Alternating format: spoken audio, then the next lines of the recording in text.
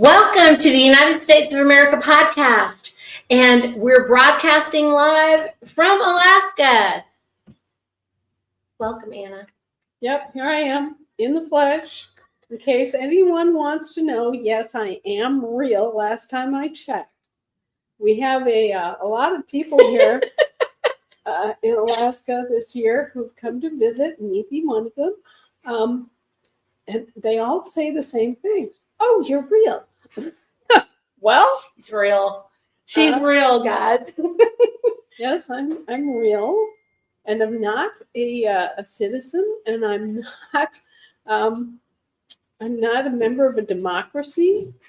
And there are all sorts of surprising things that we need to learn. And 4th of July is a good time to learn them and think about these aspects of our lives, because this is why we celebrate, is that we're not forced to become citizens at birth, as most people in the world are. We take it for granted that we're not citizens at birth, and we think we're free. However, an insidious system has been developed which registers us as citizens of a foreign government almost at birth. And what happens is that they come into the hospitals after a mom has given birth to a new baby, and they have her sign undisclosed paperwork that falsely states, or can be interpreted to state, that they are U.S. citizens. Now, most people don't realize that the word citizen is related to the word city. And the word citizen means that you have an obligation to serve a government, as in donate your money and your time, your labor, to a government. And instead, your forefathers fought and bled to make sure that the government would serve you instead. So this insidious system, which is related to an even older scam, has been put in place in this country without our knowledge, without our consent, and certainly it's been done in bad faith by some corporate services vendors. Now, these are corporations like the USA Inc. and the United States Inc. These are incorporated entities. They're businesses in the business of providing governmental services. Okay? Now, they have taken over and have pretended to be our government. They've been masquerading as our government, but in fact, they're simply service vendors of our government.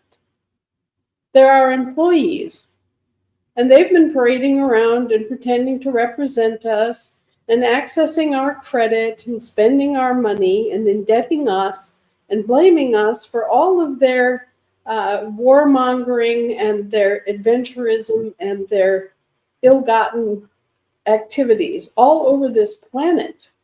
Americans are constantly blamed for being predatory, genocidal maniacs that come in and rape and pillage and steal. And that's not who we are.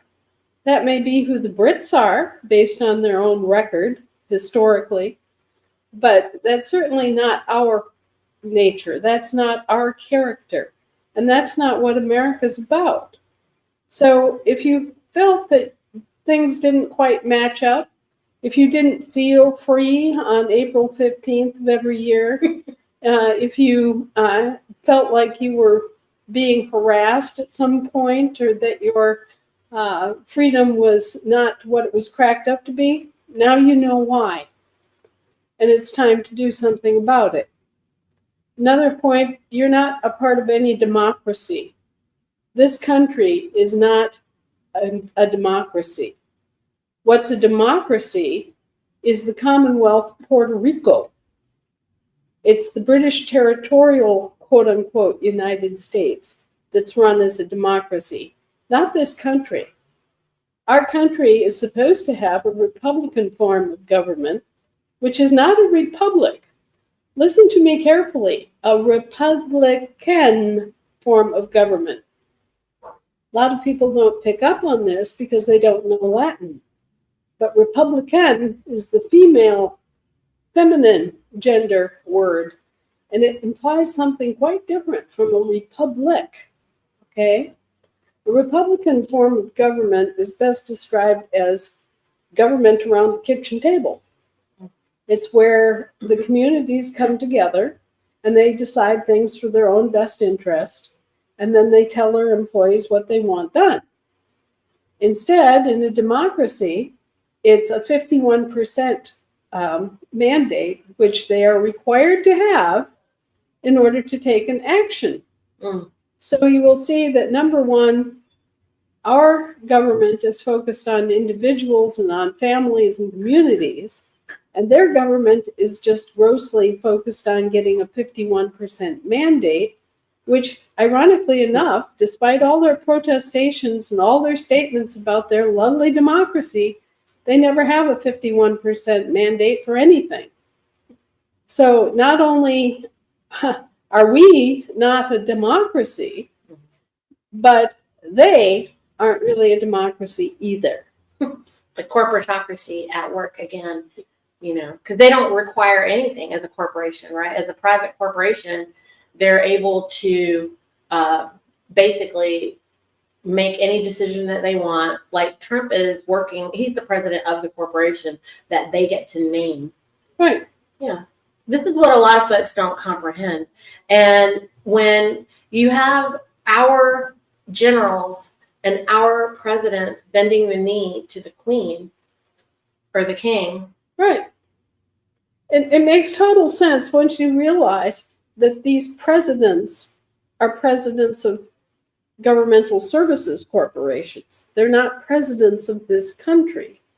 When you realize that we haven't had public elections in this country for 160 years, then it begins to make sense. Then you understand why George Herbert Walker Bush was knighted by the Queen and bent down in front of her and had his shoulders smashed by her little sword. Then you understand why General Colin Powell was knighted by the Queen. That's why General Norman Schwarzkopf was knighted by the Queen, and why Henry Kissinger was knighted by the Queen.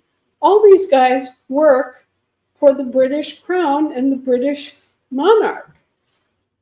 They're not American. Mm-hmm. And, the Papist municipal, this is something interesting too, Anna. A lot of folks are asking, how do you have evidence that, the Pope is here, or the Pope or Rome is running, whatever it is that they're running? What is the evidence that's visible for people outside of the jurisdictional evidence that, the all cap, bless you. Pardon me. Like how they use the all caps names and things like that. What other evidence? I mean, people are asking all the time, and I'm like, well, we see the evidence in writing. Oh, the average American, bless you, the average, sorry, U.S. citizen, they have no idea. They haven't been educated on the evidence of jurisdiction in writing.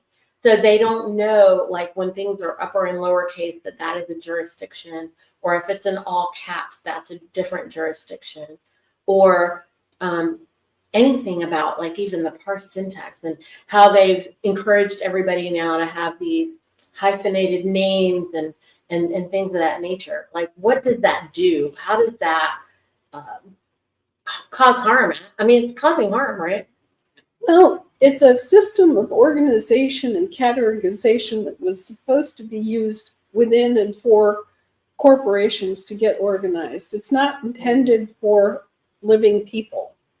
And so it's inappropriate that living people should be subjected to a system of organization and law that is not intended for living people. Okay. I think it's very interesting that during his last days on earth, Pope Francis came forward and just admitted to the World Court and the justices thereof that, yeah, we just made this up. We made up these corporations. We made up the whole legal system. We made up statutory law. And it's all just made up. It's all just stuff that we pulled out of our hats and started using to organize things. Mhm. And, at the time that this was being put into place, which is the 1840s, 50s, and 60s, the whole concept of corporations was pretty much foreign to everybody. Nobody knew then what we take for granted now in terms of how corporations exist and are managed and everything else. I don't know that people know that, Anna. I mean, I think most U.S. citizens, I know I didn't when we were U.S. citizens, but we did not know that we were incorporated. Each living man had become incorporated. A franchise. Yeah. And so no one knew that. I didn't know until you told me that, oh, well, you must have incorporated your business, Niti, to, have bankruptcy protection. No, I didn't. I didn't know that had anything to do with it, because the average living man or woman on the land and soil right now, we just thought that that's the only way that we can run a business. It's the only way we can be recognized as a business. The part that's very frustrating, Anna, is that you can't get commercial space without filling out all the boxes. And this is the thing, you guys, like, realtors, the ones who are managing the real estate for the king, you can't get commercial space without checking all the boxes of whatever your business is. And so the only advantage that I had setting my business up was that I know I have to check these boxes. But, what I was trying to do was create something that was going to serve people who were being poisoned by the food and to help serve the farmers. So I just called it an education center.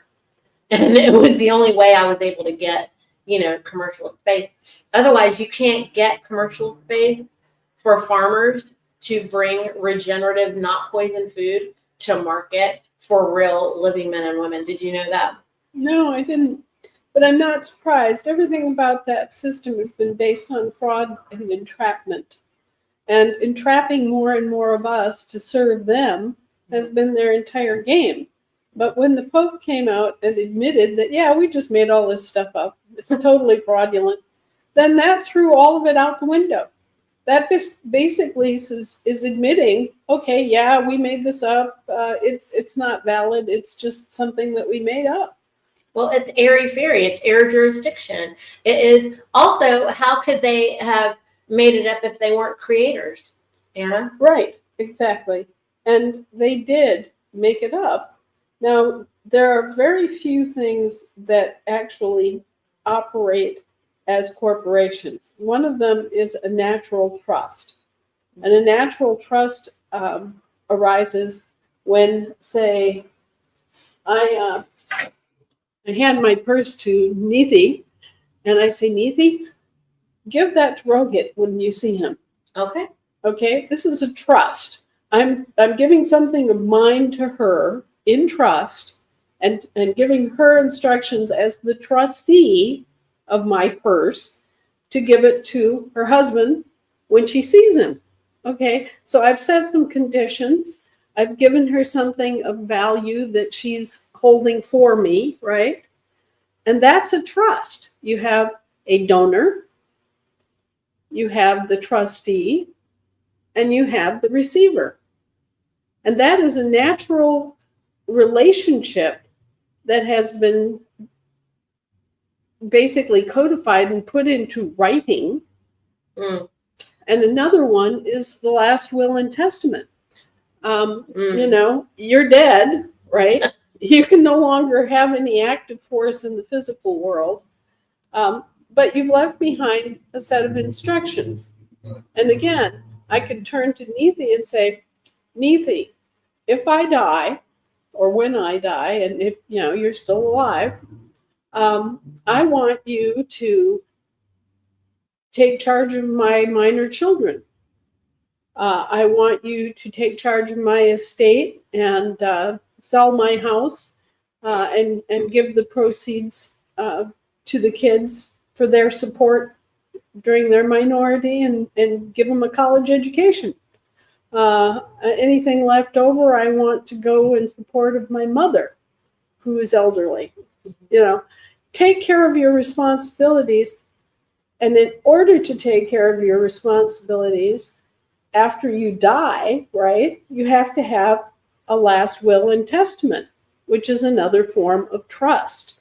And this is how these things got started, is this relationship where you have to depend on someone else to be your trustee and to do what you need done after you are dead, disabled, or where this really got started, as in the Crusades, you're going off to a foreign country and you don't know when you're going to be back again or if you're going to get back again. Mm-hmm. So you hand off your property and you give your instructions to your trustee so that they will hopefully, if they're trustworthy, right, handle your estate according to your instructions. Mm-hmm. And your word was bond. Right. And that was the way that it worked. Your word was the bond. So these people have actually, what they created was dead corporate fictions on paper, which wasn't even possible before we could write. So this is something that happened after they created writing. Again, we're the creator. So our creation can never stand over us. And at this red hot moment, most people have never had this education, and they've been enforcing these lies with religion. They're using religion to enforce these lies upon the people by blaming and shaming. Isn't that pretty much it? Blaming, shaming, and coercion. And non-disclosure, obviously. So you haven't been given all the information, and what limited information that they've given is in their favor, which is non-disclosure. Right. And so there are two basic things. Not telling you is non-disclosure, and omitting information is another form of non-disclosure. Mm-hmm. And they use both. There's either just not telling you, period, at all, and then there's omission, where they're not telling you all of it. They're just telling you so much, and that's the devil's favorite thing. If you notice in the Garden of Eden, the schmarmy way that Eve was told, "Oh, you won't die if you eat this fruit." At least not right away. Not right away. You know, it's the poisonous fruit. It's the omissions that are deadly. Mm. And so they say, well, you're a United States citizen, but they just don't pin down which United States they're talking about, do they? And they leave it to you to be ignorant about what the word citizen means, so that you readily acquiesce to this and say, well, yeah, I'm a U.S. citizen, I guess, because you live in the United States. But that's really not what it means or implies. United States citizen implies that you are a member of the government, a government employee or dependent of some kind, that owes service to the government. Not even our government. Just a foreign government. Not even one foreign government, but two. Yes, well, and look at this situation we've got with the southern border. It's a really good example. The corporation comes up with an open borders policy. Okay, it's a policy. Who has policies? Corporations have policies. Governments don't have policies. And they're not laws. Right, policies are not laws. But all of a sudden, the bankrupt United States government, which is really the United States Incorporated, a foreign corporation acting as a government, which is actually just a service vendor, right? They make up a policy. Oh, it's going to be our policy that all the borders of the country are open to immigration of all kinds, and you can just walk across the border and you don't need to, have any kind of permission or paperwork or anything. That's their corporate policy. And then they're going to make another policy where they just throw you out whenever they feel like it, also with no respect and no consciousness of the actual living man or woman. And these are, well, speaking of fruit, isn't their usufructuary duty, the story of Adam and Eve is actually about using the fruit? Well, I see the story of Adam and Eve in terms of a matter of being deceived, number one, doing something wrong as a result of being deceived, and then whether or not you take responsibility for your action. That's how it comes across to me, because I see Satan did wrong, Eve did wrong, and Adam did wrong. All three. Of the three, Satan and Eve both took their lumps. Adam tried to blame his wife. And as a result, the only two competitors left were Satan and Eve. Adam just proved himself incompetent. So the Adam and Eve story comes down to a rivalry between Satan and the woman, Eve. And this is what we see all down through history, is that the seed of the woman and the seed of the snake have fought each other incessantly all down through time. And it has to come out in the end in favor of the woman. And so it has. But it's been a matter of us learning the difference between good and evil, which is what we chose in the garden. Okay? We chose freely, not the tree of life, but the tree of knowledge of good and evil. So we had our homework set forth for us on a platter. Okay, here's good, here's truth, here's life, here's community and harmony and good fellowship and goodwill. Here's health, here's everything that you could possibly ever want right here. And in this other hand, we have death and destruction and war for profit. We have murder and mayhem and thievery and thugs. We have all the things that are evil we have in this hand. Which one do you want? Is it the red pill, blue pill thing? It really is. And that's what it's coming down to, right? But people don't comprehend, Anna, the lies from the truth because of the corporate religion. Like they've been made to believe that, the sin is something, they've always associated it with sex, drugs, and rock and roll, basically, right? It's never really associated as it should be with the truth versus the lie. Right. And that too is part of the great deception that we've suffered here, in that we haven't been given a straight choice. Okay? Because you don't have the information. Listen, friends, truths align with morality and lies align with immorality. And when you have people walking the line, which right now there's, the fair and balanced people, the ones that are balanced and in the middle, those are immoral people because they've chosen nothing. They're not choosing the truth or the lie, which is immoral. You have to choose the truth or the lie and not walk the line. And instead, the corporatocracy wants you to believe that morality is relative. It's your truth. It's my truth. It's anything, But when this table is solid, you can actually use the table. We can stand on the ground, and we need to be able to walk on reality. You can't walk on this airy-fairy, right. nonsense. Right. And when you make a decision in favor of the truth and in favor of what's good and right and healthy, then you start seeing all the evil that you're surrounded by. I didn't know that. I was 26 years old, and one day I got up and I was looking in the mirror, and I said, you can't go on like this anymore. Mm-hmm. You can't go on playing the corporate game You can't go on living like this. And so all of a sudden I made the choice, the free choice, to stop telling lies of any kind about anything.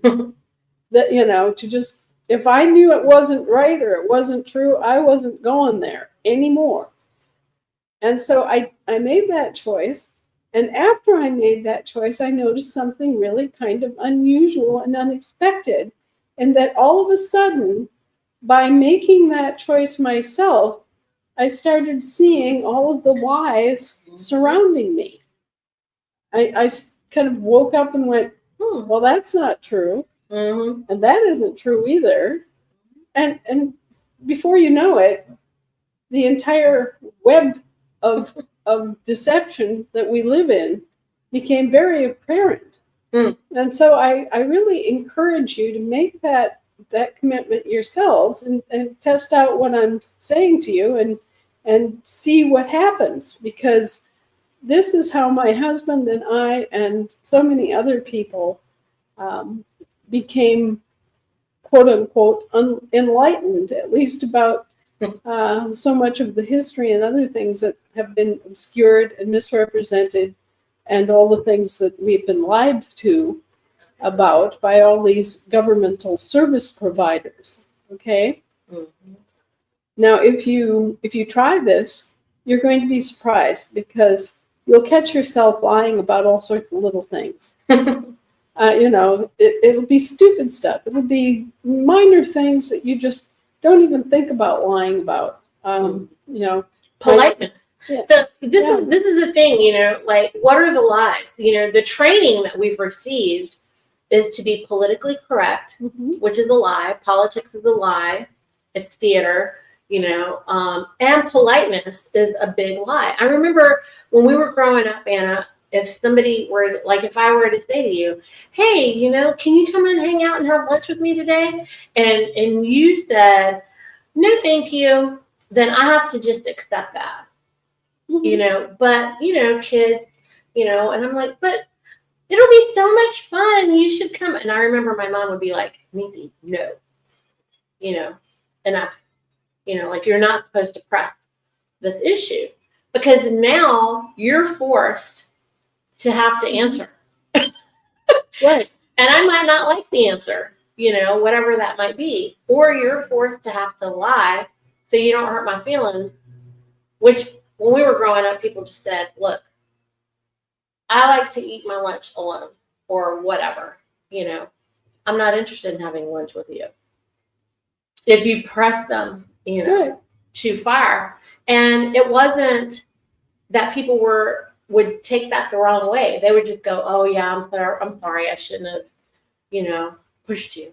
Right. And they would immediately apologize for, pressing the issue, because it's rude and it's not nice to put you in a position where you should either have to lie or hurt my feelings. Right. Because that causes harm a little bit, right? Yeah. And we're supposed to operate in a situation where we do no harm. Well, you can't do no harm if you're forced to have to hurt somebody's feelings, because they can't take your no is your no or your yes is your yes. Right. And you'll find all sorts of situations where you wind up effectively lying about something. They've been telling a huge lie about all of you, or virtually all of you, for a very long time, and that is that you voluntarily pay the federal income tax. And they come right out and say it. We have multiple, commissioners of the IRS on tape, in front of TV cameras, in public forums, calling this a voluntary tax system. And yet we all know how voluntary it really has been, with IRS agents busting down doors and seizing computers and marching people off to jail and fining people and, making up all sorts of claims against them and their property, and, misrepresenting people as debtors when in fact they're creditors. We've seen all the ugliness of an inquisition in this country, And we haven't even realized what we were dealing with until quite recently. Mhm. It turns out that the income tax was imposed by the Roman Catholic Church as early as 1135 AD in France. And what it was a special tithe taken up by the church to pay for crusades. And the Dominican order, which was the order that was in charge of the Inquisition, so these were people that spread terror in the hearts of the parishioners, came around on when? April 15th every year. And they collected an income tax of anywhere from 10 to 25% for who? The Pope. It was called Peter's Pence. And they have been collecting this tax from the faithful on a quote unquote voluntary basis, backed up by the Inquisition, ever since. And that's where we get the income tax. It was never part of our government. It was never part of our system. It was brought here as a foreign institution. And when the Brits saw how well it worked for the Roman Catholic Church to be able to arbitrarily squeeze money out of the parishioners, they came up with their own version. And so we have two different internal revenue services in this country, none of which are supposed to address Americans, and yet both of them do. They routinely entrap and ensnare Americans, and they forcibly take anywhere from a third to a half of their yearly earnings under false pretenses. This is a criminal racket, and it's been allowed in this country for what? I believe the most recent successful bid to establish the Internal Revenue Service came in 1925. So 100 years that we've put up with this entrapment and enslavement and the false narrative that this was all voluntary and we all just, stood up on April 15th to a man and all handed over a third of our paycheck. No, this is a lie and this is a crime. And that's why the IRS and the Internal Revenue Service, both, there too, are going away. Now, they don't want to give up this coercive means of seizing a third of your income every year. They don't want to tell you that you actually don't have any income, that the only reason that they call it income is that it's a way of obscuring the fact that they are seizing your earnings. Okay. Income is one of those words that you can't find a definition for. There is only one definition of income, and that was given by the United States Supreme Court, in which they said it was profit separated from capital. And that there tells you in a nutshell that they're talking about corporations. They're not talking about people. They've instituted this whole scheme by claiming that you voluntarily enfranchised yourself to both of these corporations, the British Territorial United States of America Incorporated, which is a British Crown corporation, and the United States Incorporated, which is a Roman municipal corporation. They've conferred a federal dual citizenship on you using a multi-step fraud scheme. And then they've racketeered based on these phony contracts obligating you to serve the government. And that's not supposed to happen in this country. This is what our forefathers fought and died for, so that the people could be free and not have to serve the government if they didn't want to, so that the people could be served by the government instead of having to serve the government. This is what it's all about. That's what today's about. You know, there's a lot of folks that believe that this is the celebration of us, you know, causing harm to Native Americans and Native populations, and that is not the case at all. No, it has nothing to do with that. And by the way, our government didn't do any of that. You know, people still, there are many Native people in this country who think that we did it. We didn't. There are lots of people around the world that think that we, the Americans, did terrible things in their country, and we didn't. We were being used as a storefront for these corporations. These horrible, self-interested, profiteering corporations commandeered this country after the Civil War, did it very surreptitiously, very secretly, and they've been using us ever since. They turned our honorable military into a mercenary force for hire. So ever since the Civil War, every veteran who has served has been enrolled as an indentured servant for a tour of duty, during which they are essentially slaves that are directed by these corporations to do whatever is good for the corporation. And as a result, for example, our government does not support the genocide in Palestine. Not at all. Our government is against it, 100%. But you see, our vendors have gone into business for themselves.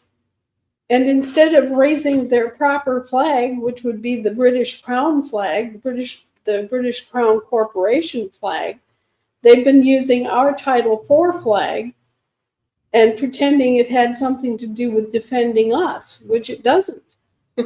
Okay?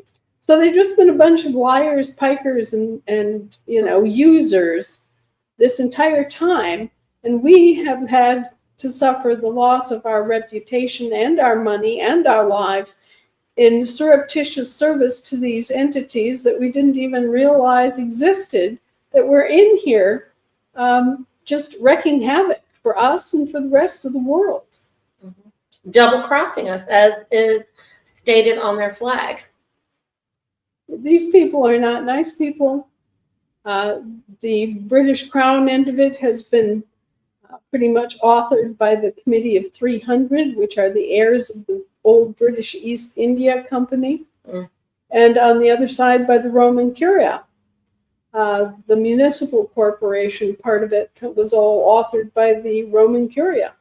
So now we have this president of the USA Incorporated, Donald Trump, rampaging around the world. He went to Israel, and he and Netanyahu are thick as thieves, and they're all intent on opening up new oil basins and new refinery systems to go along with a new canal system on the eastern side of the Sinai Peninsula. Well, they've got this giant, complex commercial thing going on, and they're out grabbing land to support their commercial development. So they went in and they carpet bombed Gaza.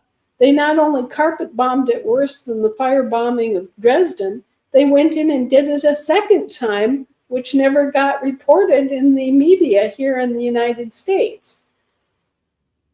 Now try to imagine this. They went in and they carpet bombed Gaza worse than what happened in the firebombing of Dresden. They killed everything. They destroyed hospitals, schools, homes, everything, businesses.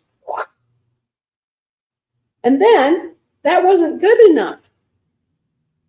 They created more than 1 million refugees, herded them into open-air internment camps, and then refused to give them any water, aid, anything, and refused to let international aid organizations in to help them. So they basically condemned them to death. And then, on top of it, they did another run. They went in and they carpet bombed it a second time to make it totally uninhabitable and so that it could never be restored as a place for people to live without just starting out with nothing but dirt again. Okay? That's what they did. And you think that the American people support that? No. No. The American people do not support that. The American government does not support that. And they have been misrepresenting us as if we had anything to do with their nasty commercial business and their grasping and their desire to make use of other people's resources for themselves and for their own profit. These are not nice men. This is not a nice situation. The USA Inc. and the British Crown Corporation and the principals responsible for it need to be held accountable. Okay? And as far as, President Trump's personal affection for Benjamin Netanyahu, that's his problem. We want nothing to do with it, and we have told them so. We don't even believe that Israel actually, factually, has any right to exist. Now, it's not that we don't love the Israeli people. We have no reason to hate Israelis as Israelis. Anybody who wants to be peaceable and who wants to live and have a home and everything, fine. But this idea that you can go in and just kill and rape and pillage your neighbors with no consequences has to end. This idea that Israel has any right to attack Yemen, Iraq, Iran, Lebanon, and the Gaza Strip all in 1 year? 2 years? I mean, we know who the aggressor in the Middle East is, and it isn't Israel. It's the, and actually the people in Israel are being played just like the people here are being played. Because they don't want to go out and attack all these other countries. They don't see any reason for it. But who is attacking? Who is acting as the mercenary force? Who is in tune to all these commercial grab the land and kill the people and just, do all of this nastiness?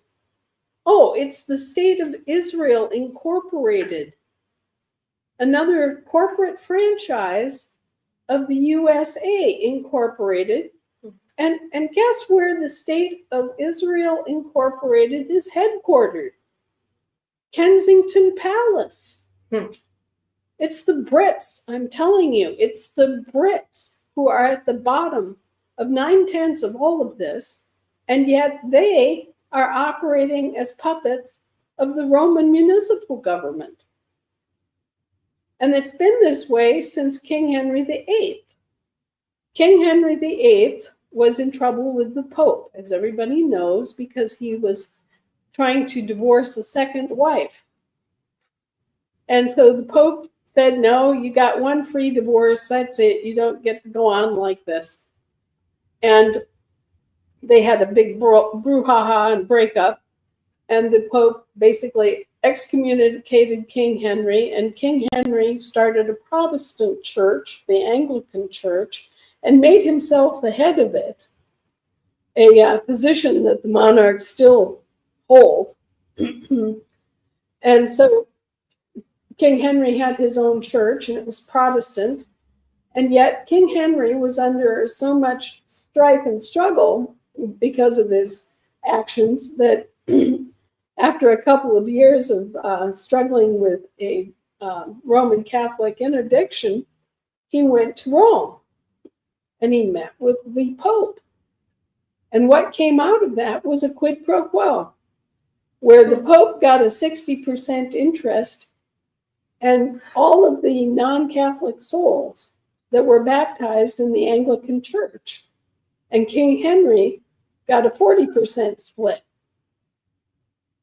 And to this day, they have a 60-40% split on their business, their joint ventures. And you can track this through the banking system. When children are birth certificated, that means they are registered as property and as citizens owing service to these two foreign government service providers. It's a 60-40 split to this day, and I can prove it. Mm-hmm. All of these corporations on paper, these dead corporate fictions, it's always them versus the living men. There's no man alive that is comfortably sitting with the murder of all these babies and mothers and all of our sons and daughters who are being used as cheap mercenaries are the ones who are having to, or who are being used to do this. And, what do we do about the order following situation? People are brought up right now. We're being brought up by the dead corporate fictions. We're being trained by the corporate fictions. They're the ones educating the living people. And they're the ones that are not allowing them to operate as creator. And they're using religion to enforce this madness, this evil. And when are we going to say no? Most of the questions in the comments, Anna, are all about how to have remedy. Every week we know this, right? And I don't know how many people are actually listening to Anna when she's telling you that you have to use your voice and you have to use your will. Thy will be done. You have to think for yourselves. Anna can't save anybody. Jesus isn't coming to save anybody. God can't even get you to choose him as your king, right? Let me tell you a story. I learned this personally myself. I was out one beautiful autumn day, and I was walking with my dog, who was a big, lovely, loving yellow Labrador retriever. Okay, so I'm with this big, happy dog, and we've had a very leisurely, beautiful walk on a beautiful autumn day, golden leaves everywhere. And we come in from the outside and we enter this little Arctic entry, which is, just a little extension of the house, kind of a mud room that you come into. And all of a sudden, I could smell roses. I mean, this is October in Alaska. There are no roses guaranteed blooming outside. And I didn't have any roses in my house. So I stopped in this little cubicle and, I was sort of startled. And what I had been thinking about as I was on this walk were all of the strange and wonderful things that had happened to me in my lifetime, opportunities that I had for education, people that came into my life at just the right moment, all sorts of things. And it was occurring to me that this was sort of a plan, that there was something that was quite beyond myself that was leading and guiding and opening up these opportunities as I went, and that I had been actually guided all my life. And so I was thinking, well, what am I supposed to do? I'm 50 years old and I don't have any responsibilities. My kids are basically grown or well on their way to growing. What am I supposed to do? What have I been guided for? And so I just basically asked the question, thank you. What am I supposed to be doing? Well, whatever it is, here I am. And immediately, within 3 days, all of this started happening. So, yes, and it came to me as a big surprise that we have to accept. We have to accept our mission. We have to accept our assignment, if you will, in life. And if we don't, then probably you're never going to know what you're supposed to be doing or what your mission is or was. You have to make that decision, and you have to open yourself up to saying, okay, what am I supposed to do? Well, I think I've had a similar experience, Anna.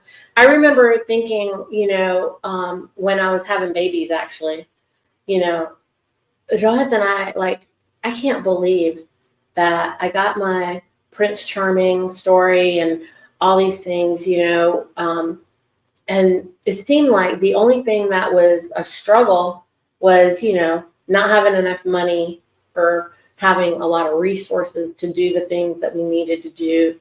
And what could I do to improve our access to resources? Because that was really the only thing that we felt like, that was missing, And immediately, I would say within a month, Meenakshi was diagnosed with cancer. All of a sudden, we were put on this path. And it was so, look, at the time, it was horrible, obviously. It was life shattering, okay?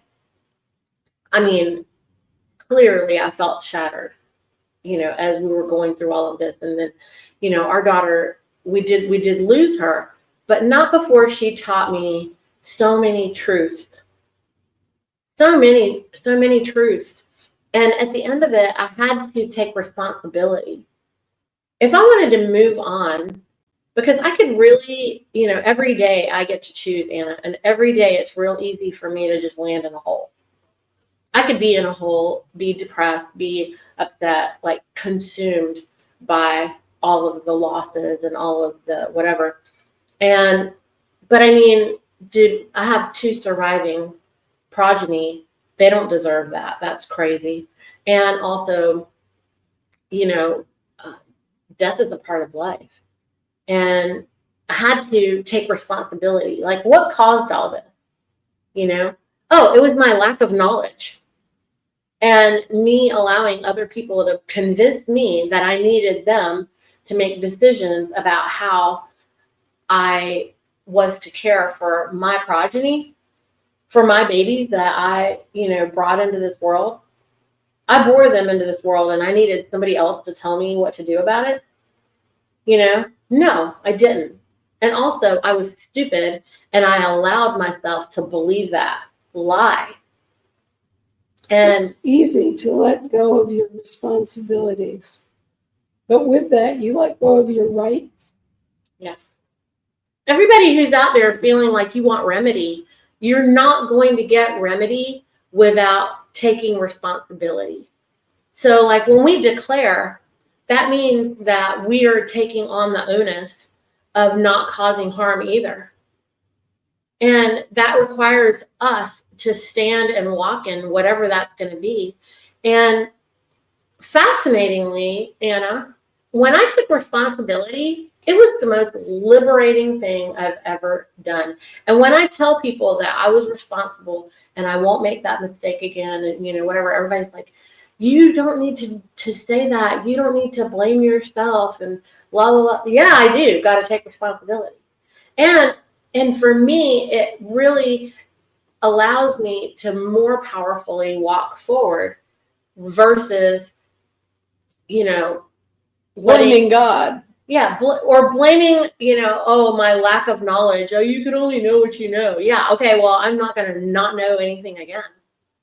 And so when folks are like, I need this, I need that, and, how are we going to use the indemnity bond? How are we going to do blah, blah, blah? First of all, if you're paying attention, friends, Anna has already written everything. Probably, I think, in the first 100 articles, if you actually read them, and you have to go back and read them and read them and read them and read them again, because it's all laid out how to use everything, how to remedy. This is the business of commerce. Right. If you don't comprehend that you are in a business exchange and you want somebody to give, you know what they want, Anna, is they want me to, or you or anybody to give them a credential card that's going to show these criminals that they're, free. And then when they don't accept that credential card, then we have to make them. Well, only I can make somebody respect me or treat me well. I'm the only one who's going to allow somebody to walk all over me or not walk all over me. Right. But together, Mm-hmm. together we make a much more formidable force than just one person standing there saying, wait a minute, I'm an American, I'm free. Mm-hmm. Now look at what's already happened. I don't know if everybody's heard about this yet or not, but the driver's licensing is going away. The universal driver's license is going bye-bye. And why is that? Because it was never supposed to be. Because it was never legal or lawful for them to impose a driver's licensing requirement on the general population. If you read the actual laws even, they're not supposed to be putting those sorts of restrictions on our ability to travel. They're supposed to, driver's licensing was supposed to apply to businesses that make their money off of the public roads, like semi-truck trailer, long-haul drivers that are, crossing state lines to haul things back and forth over the, the country. Like taxi services that go interstate, okay? Like courier services that cross state lines repeatedly and often, okay?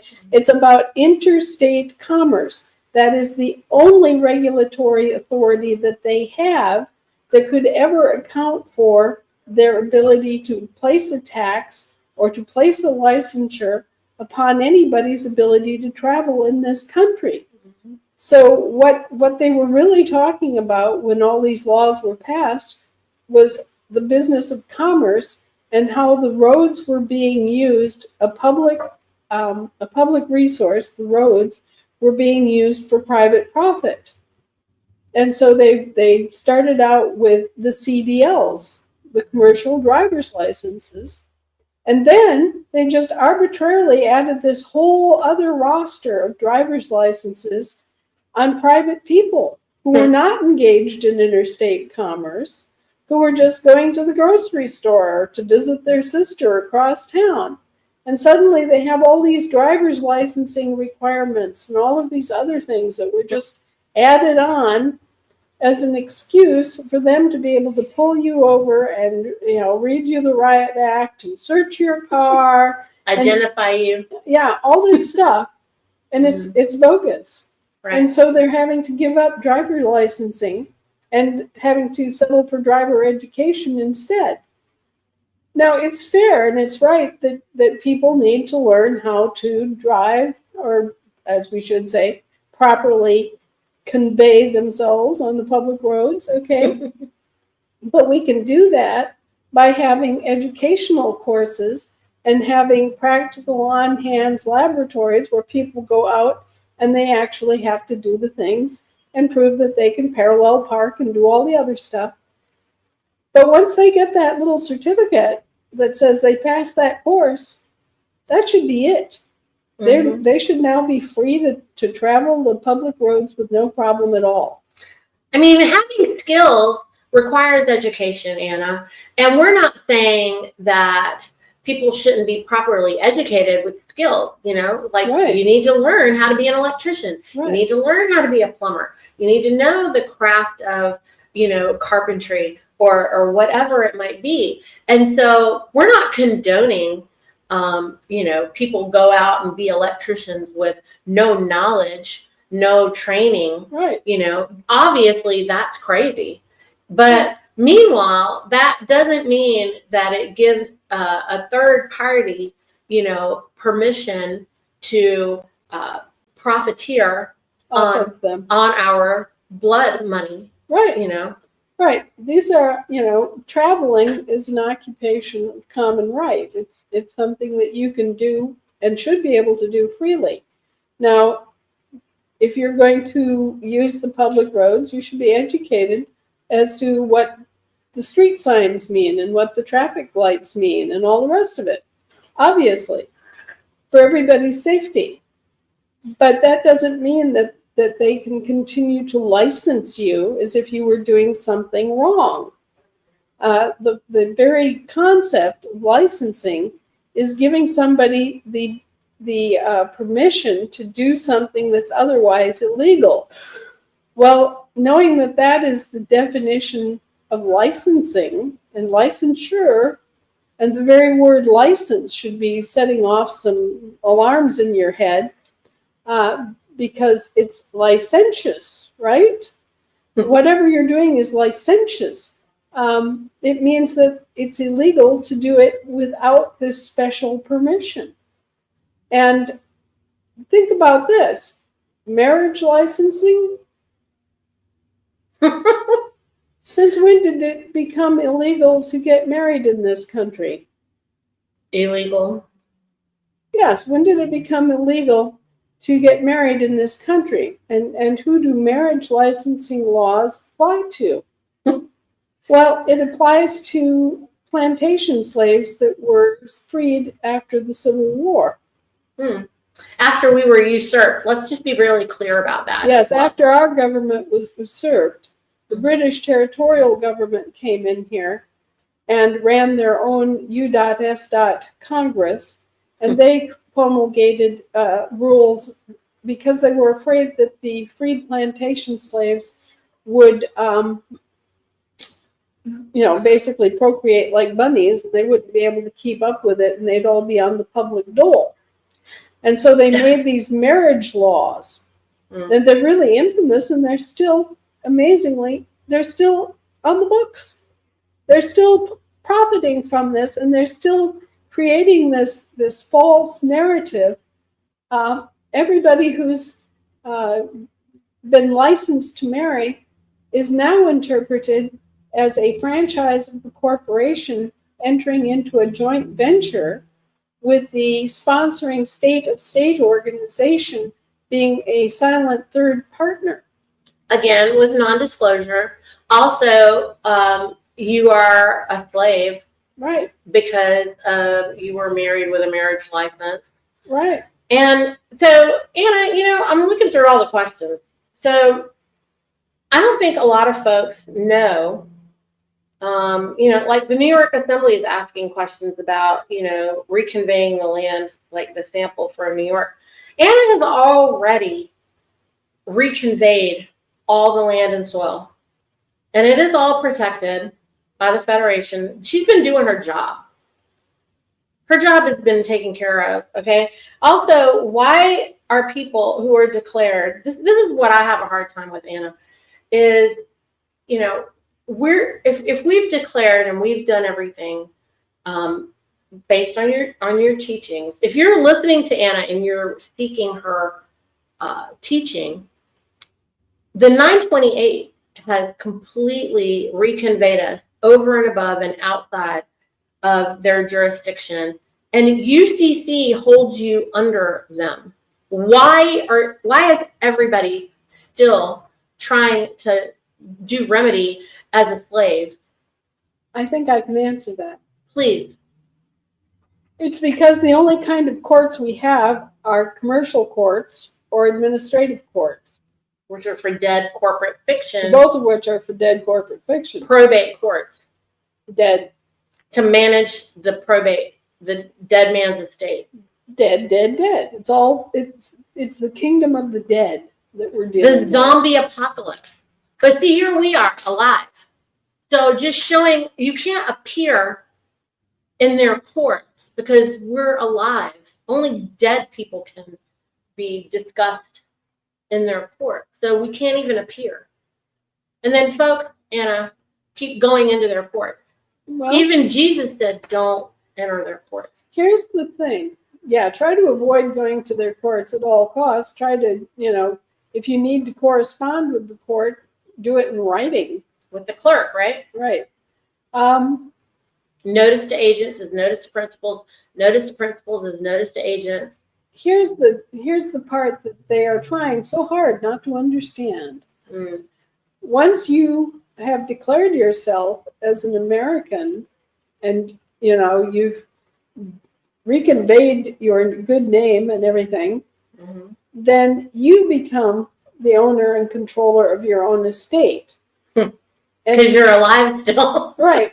Well, and see, they've created all of these public trusts on the basis of just completely bogus suppositions, okay, about you and about who you are and what you're doing here and what country you belong to and blah, blah, blah. They've created these public trusts and set themselves up as your trustees. And that's called, in law, that's called an executor de sans tort, meaning somebody who doesn't have a real interest in any of this, who just comes in and arbitrarily pretends to represent you and dispose of your property however they see fit. It's an illegal, unlawful, and repugnant practice, and yet they've gotten away with it for so long that they just assume that they can continue to get away with it forever and ever and do whatever they like with you and your property, and that you're just going to sit there and put up with it. Well, you can do something about it, and the something you can do about it as the presumed donor of all these public trusts, you can take back control of them. All right? So what happens if by mistake something goes on like this? Remember we were talking about trusts earlier, and I handed Niti my pocketbook and told her to hold on to it and give it to Rohit when she next sees her husband, okay? Well, what if this happens? Niti finds my pocketbook laying on a table, and she recognizes that it's my pocketbook. But she doesn't know me, okay? So she sees this pocketbook. It has my name attached to it. It's obviously got, different valuable things in it. So Niti takes my pocketbook, my estate, and she's holding it, right? She's acting as a trustee, but I don't know her, and she doesn't know me personally. She's just holding on to my estate for me, okay?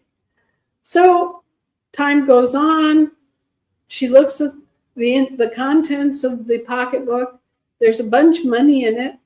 And she thinks, well, I should invest this because if I don't, I'm not being a good trustee. So she takes it to the bank and she puts it into a CD for me, right? She doesn't even know who I am, but she puts it in the bank for me. And it's, held under the name of a business corporation named after me. Okay, this is what's been going on. Mm-hmm.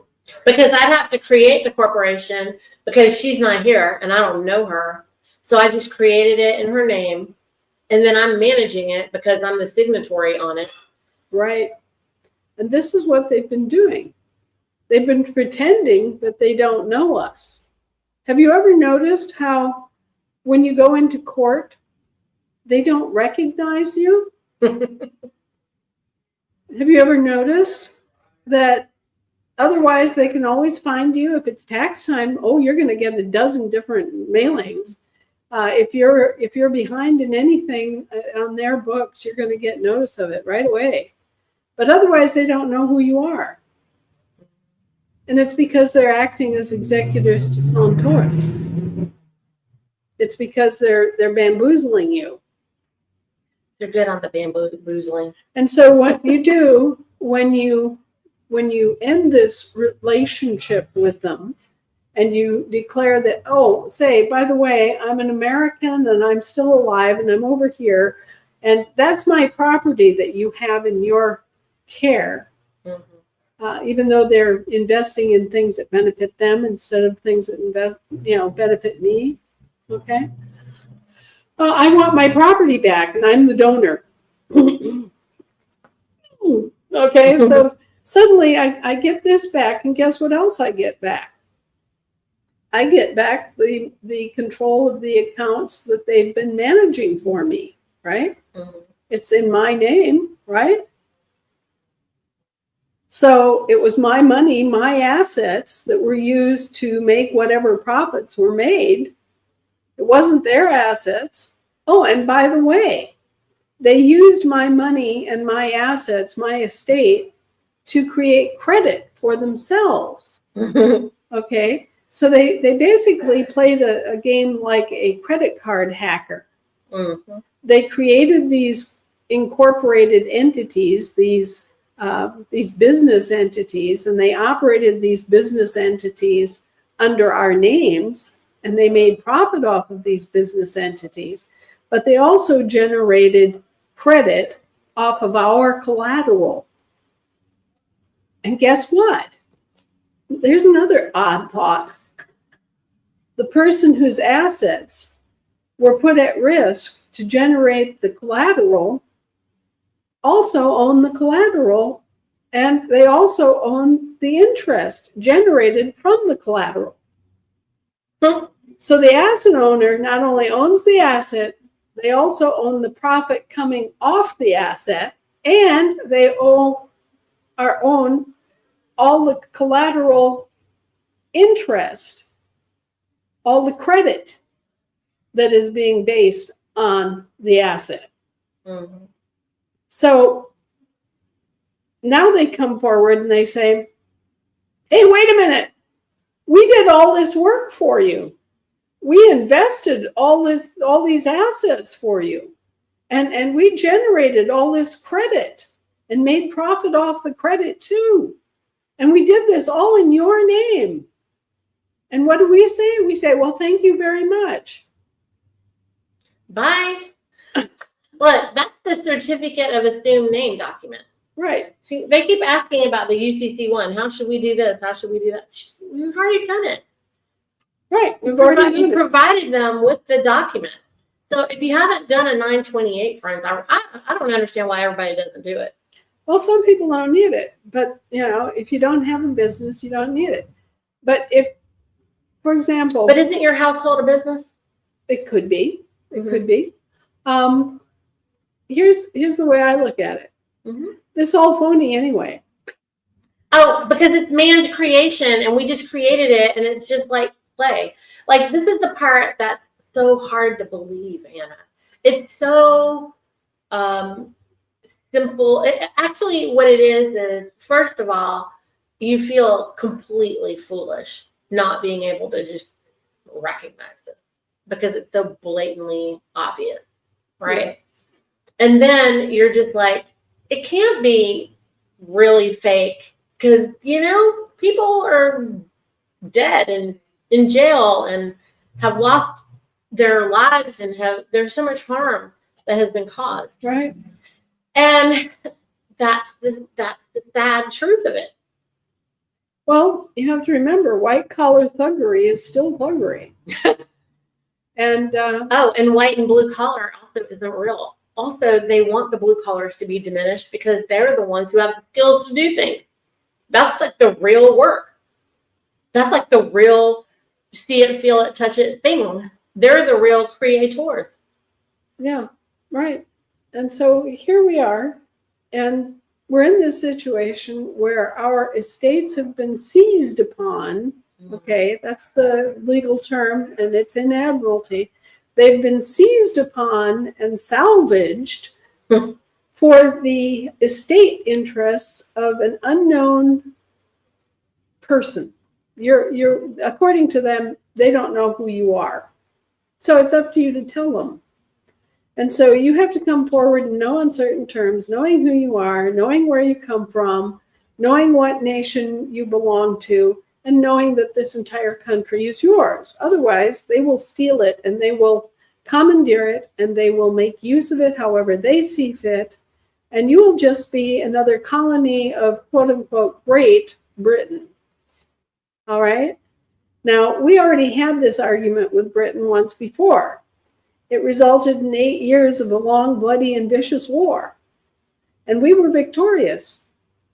And they are in breach of contract, in breach of trust, and in violation of the constitutions at this point, right? So, when you take back your identity as an American and you step forward and claim your property interests and your assets and your credit back, you also gain control of your vessels in commerce. You reflag your ship, okay? Because these things that they've set up, these businesses in your name, are like ships. They have a home base, but they travel all over the world conducting trade and commerce.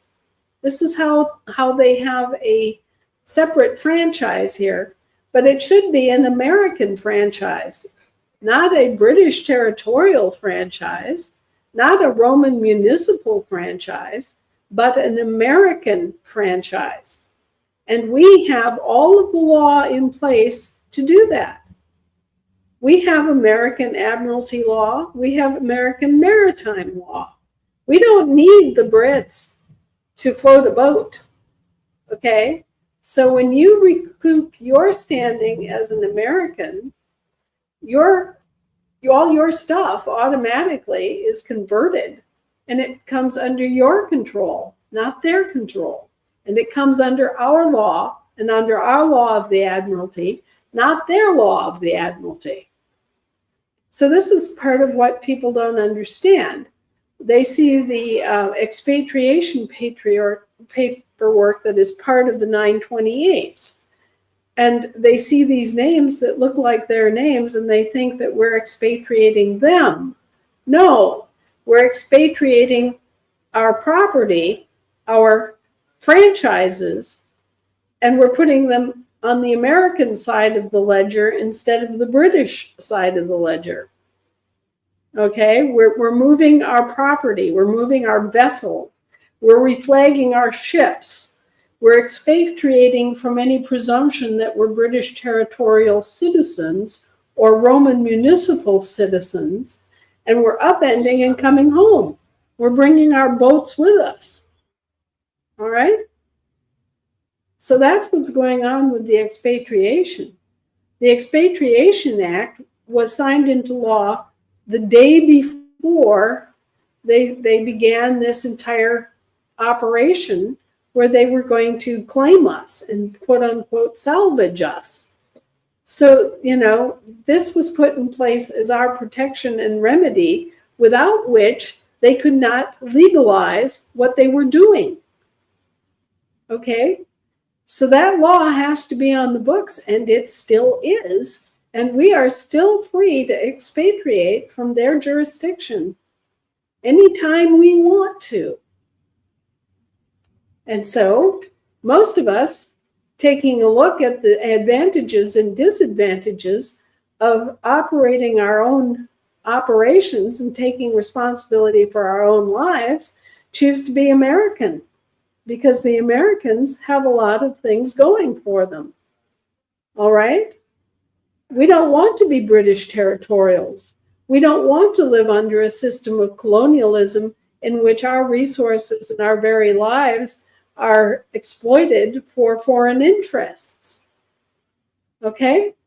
It's very simple. The choice is, once you get a good look at it, oh, would you like to be a piece of colonial collateral for the Queen?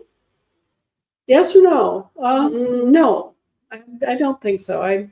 Nothing against QE2, but no, I don't choose to. And as for her son, King Charles, I'm not sure he's a king, and she probably wasn't a queen, because actually none of them have been on land since 1702. But, there are a lot of things about this that are just plain lies and things that people are left to assume that aren't true.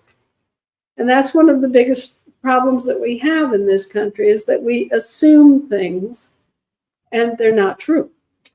It's going back to believing the lies and not being able to have the discernment of the lies versus the truth, Anna.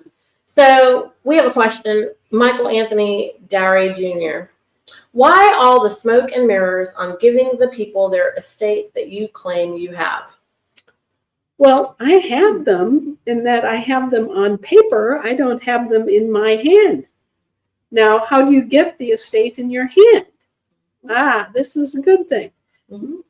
Number one, the people have to take their individual choice and say, okay, I'm an American. I was born in Wilmington, Delaware, and, my parents were American before me. And so I'm claiming back my American identity. I'm adopting my birthright, okay? So you have to do that. Number one, you have to kind of claim I tell people, imagine that for some reason, all the kids' mittens in the entire grade school all got in a big pile in the gymnasium. And all the kids have to be brought in classroom after classroom to go through this pile and find their mittens. Mm-hmm. Okay? This is what we're going through in this country. Everybody has to claim their mittens. And you have to do it yourself. Right. You have to do it yourself. I can't do it for you. I can keep the door to the gymnasium open. I can make sure that you're allowed to find your mittens. Mm-hmm. But you have to find your mittens. Okay? You have to make your own claim. And after that, then we have an entire operation going to recoup the assets that belong to Americans and to get those assets back to the Americans that they actually belong to, plus recoup the credit that's owed to Americans and get that credit back to you. And the only way that you can do that is via a bank, okay? And via a currency. You have to have a currency. Now, our currency, the US silver dollar, there are only about 500 million, that is, silver dollars left in circulation. That's not enough to support the economic activity of 320 million Americans, obviously, okay? But it is enough to support the economic activity of just the few people that have signed up and said, hey, I'm an American. And that is what gave us the ability to stand as a sovereign government as we have.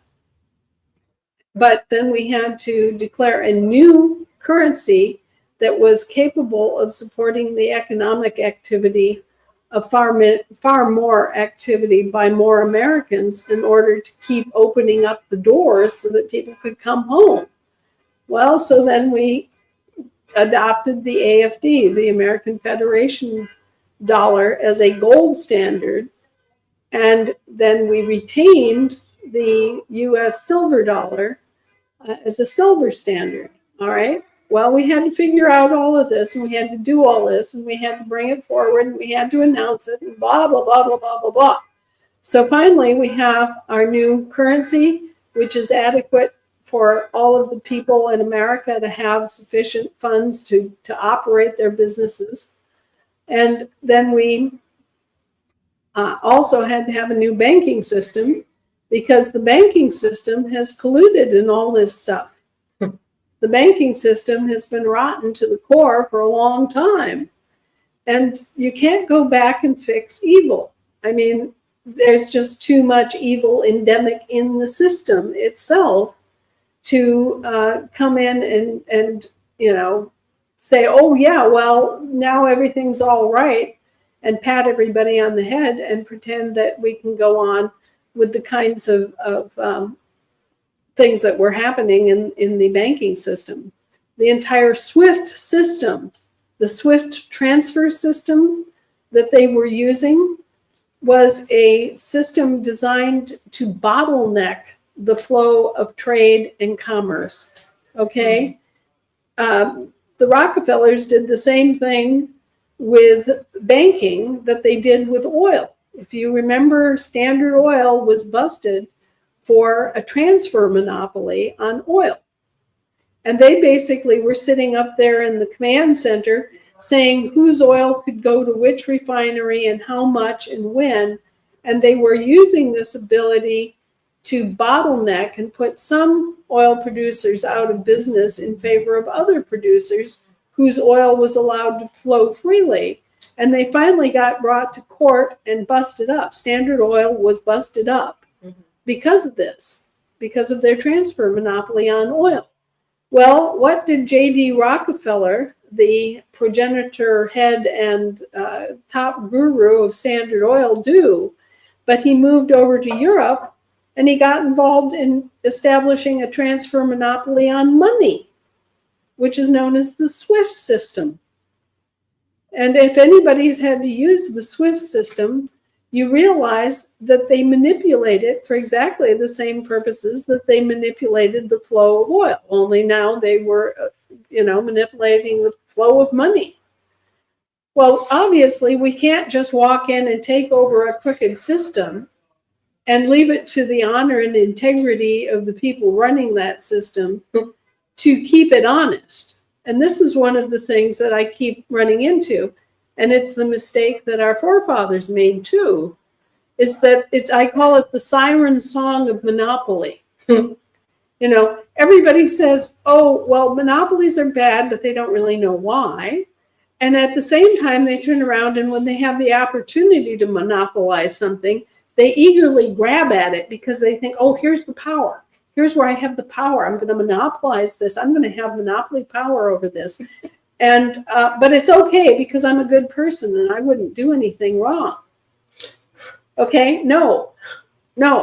You may be a good person, but you're going to die someday, or you're going to get sick, or your wife's going to fall off a ledge and you're going to have to deal with that. And, there are all sorts of things that happen to us poor little human mortals. And as a result, that monopoly can very easily get in the hands of somebody like J.D. Rockefeller and be abused and used for nefarious purposes. So we don't want any monopolies at all.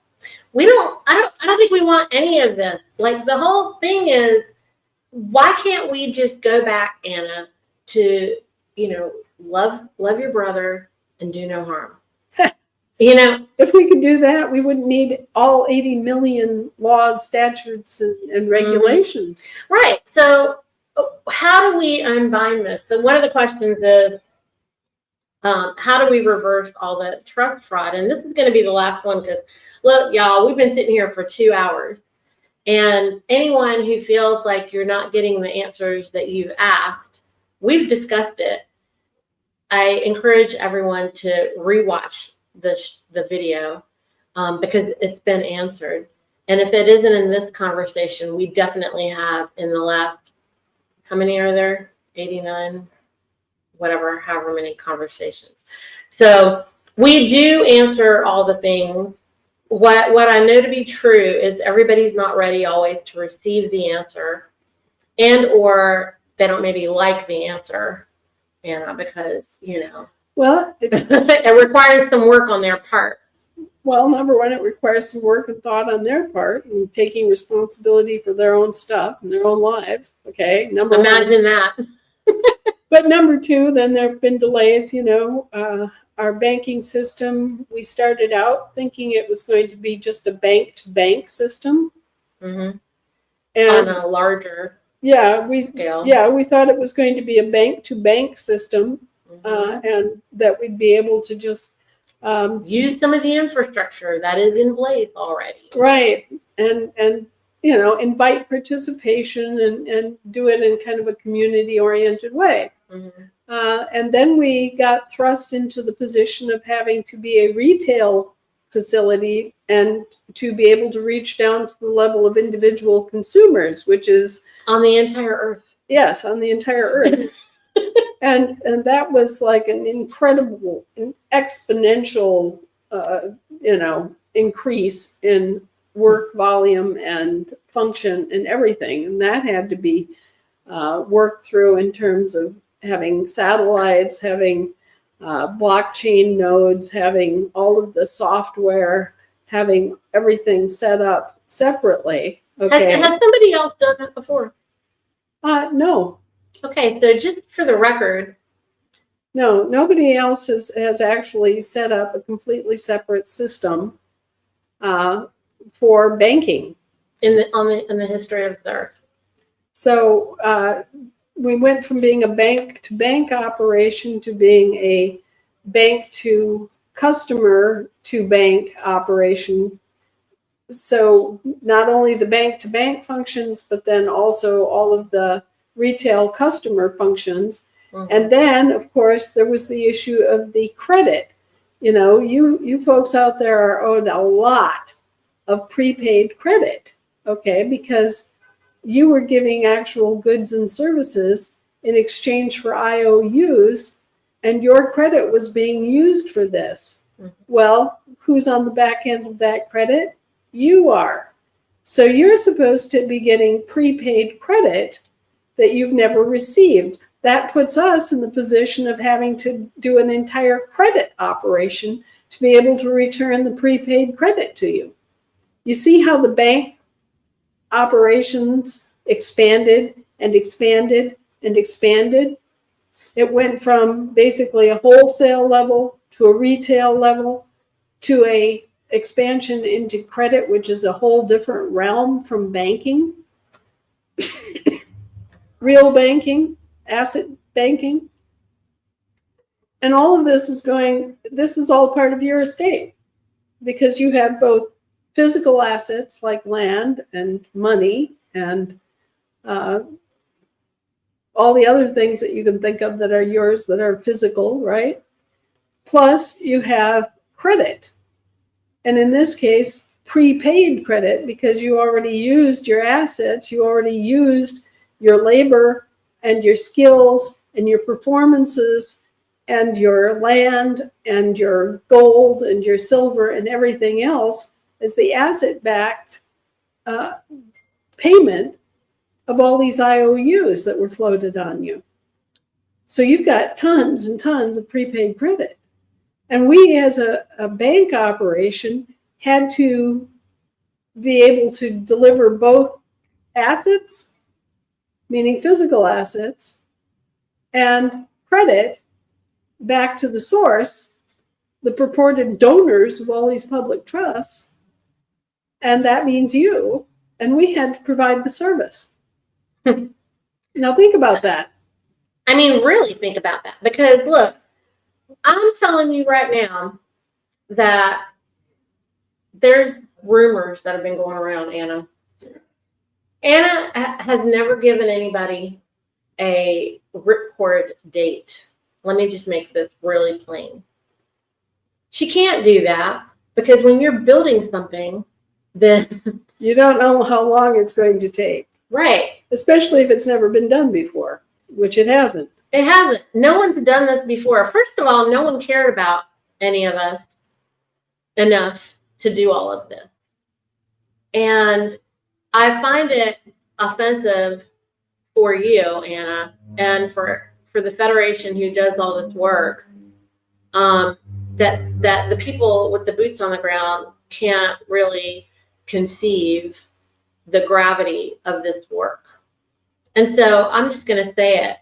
If you're not doing something to help yourself and you're not doing anything to help move things along on behalf of your countrymen, which are the people who are on your state, then, you don't have to come and attend any of our meetings.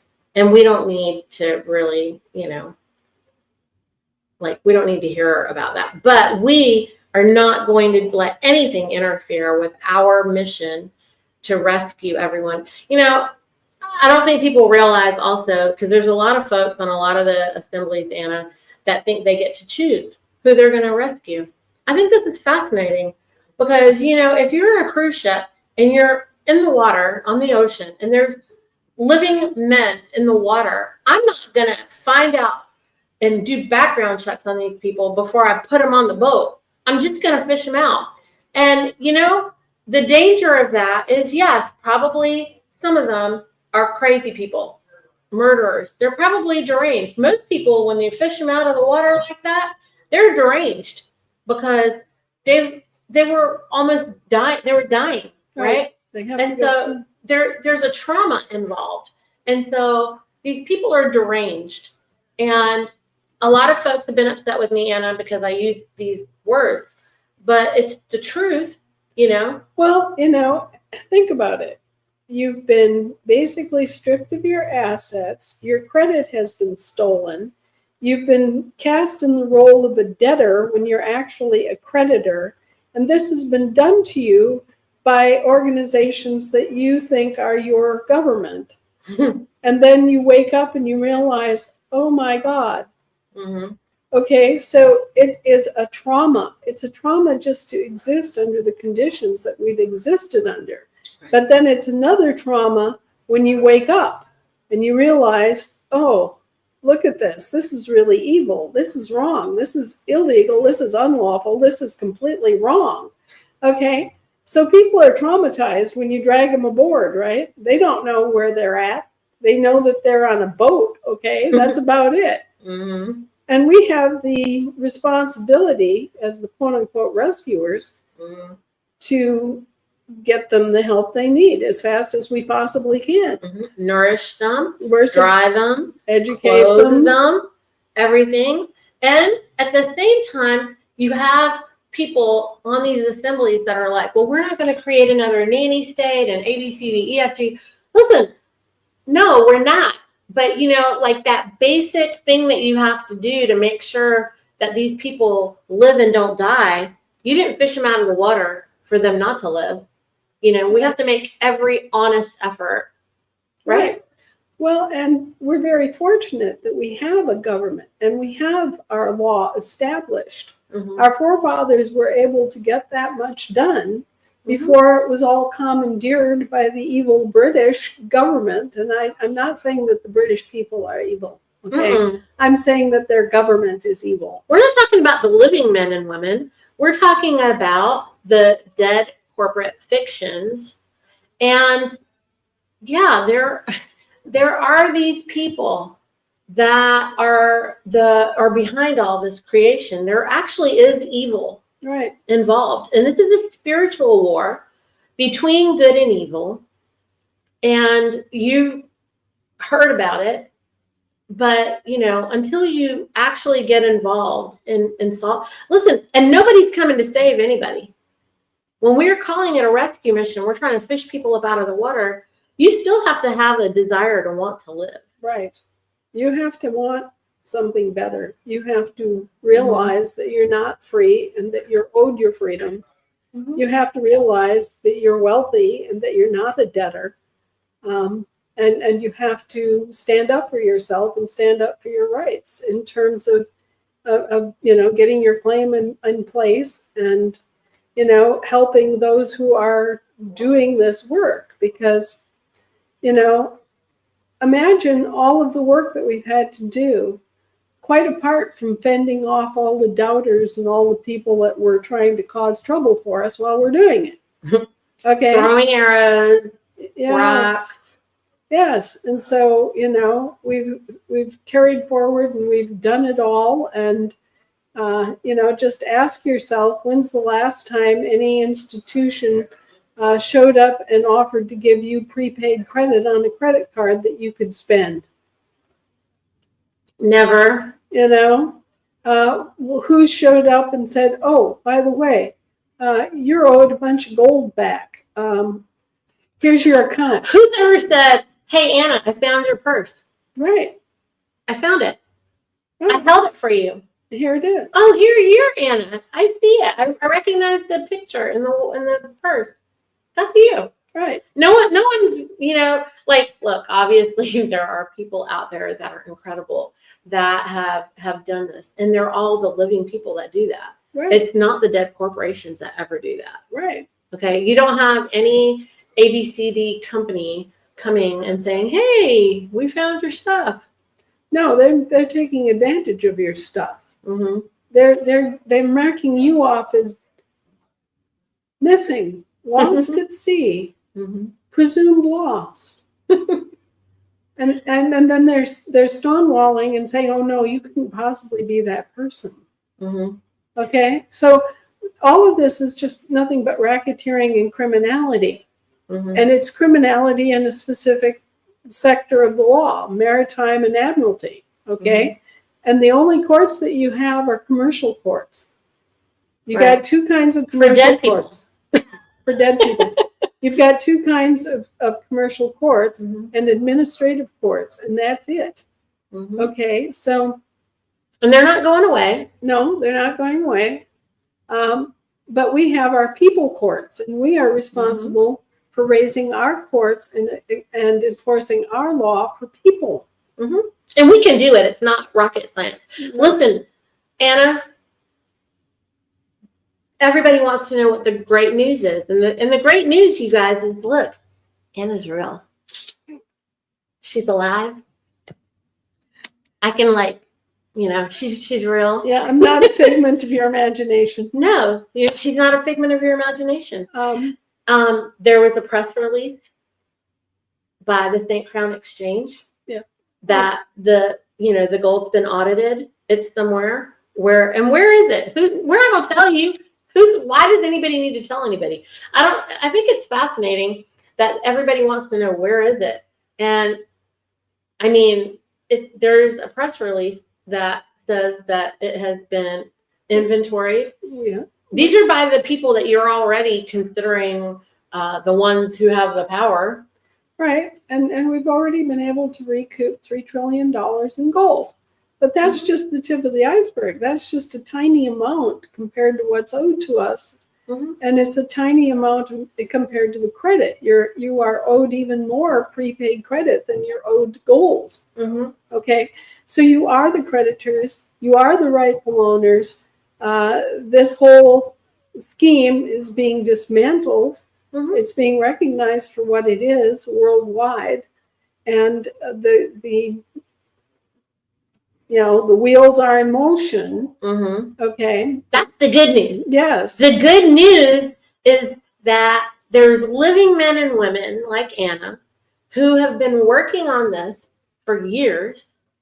And if you're just newly waking up to this, welcome. Welcome.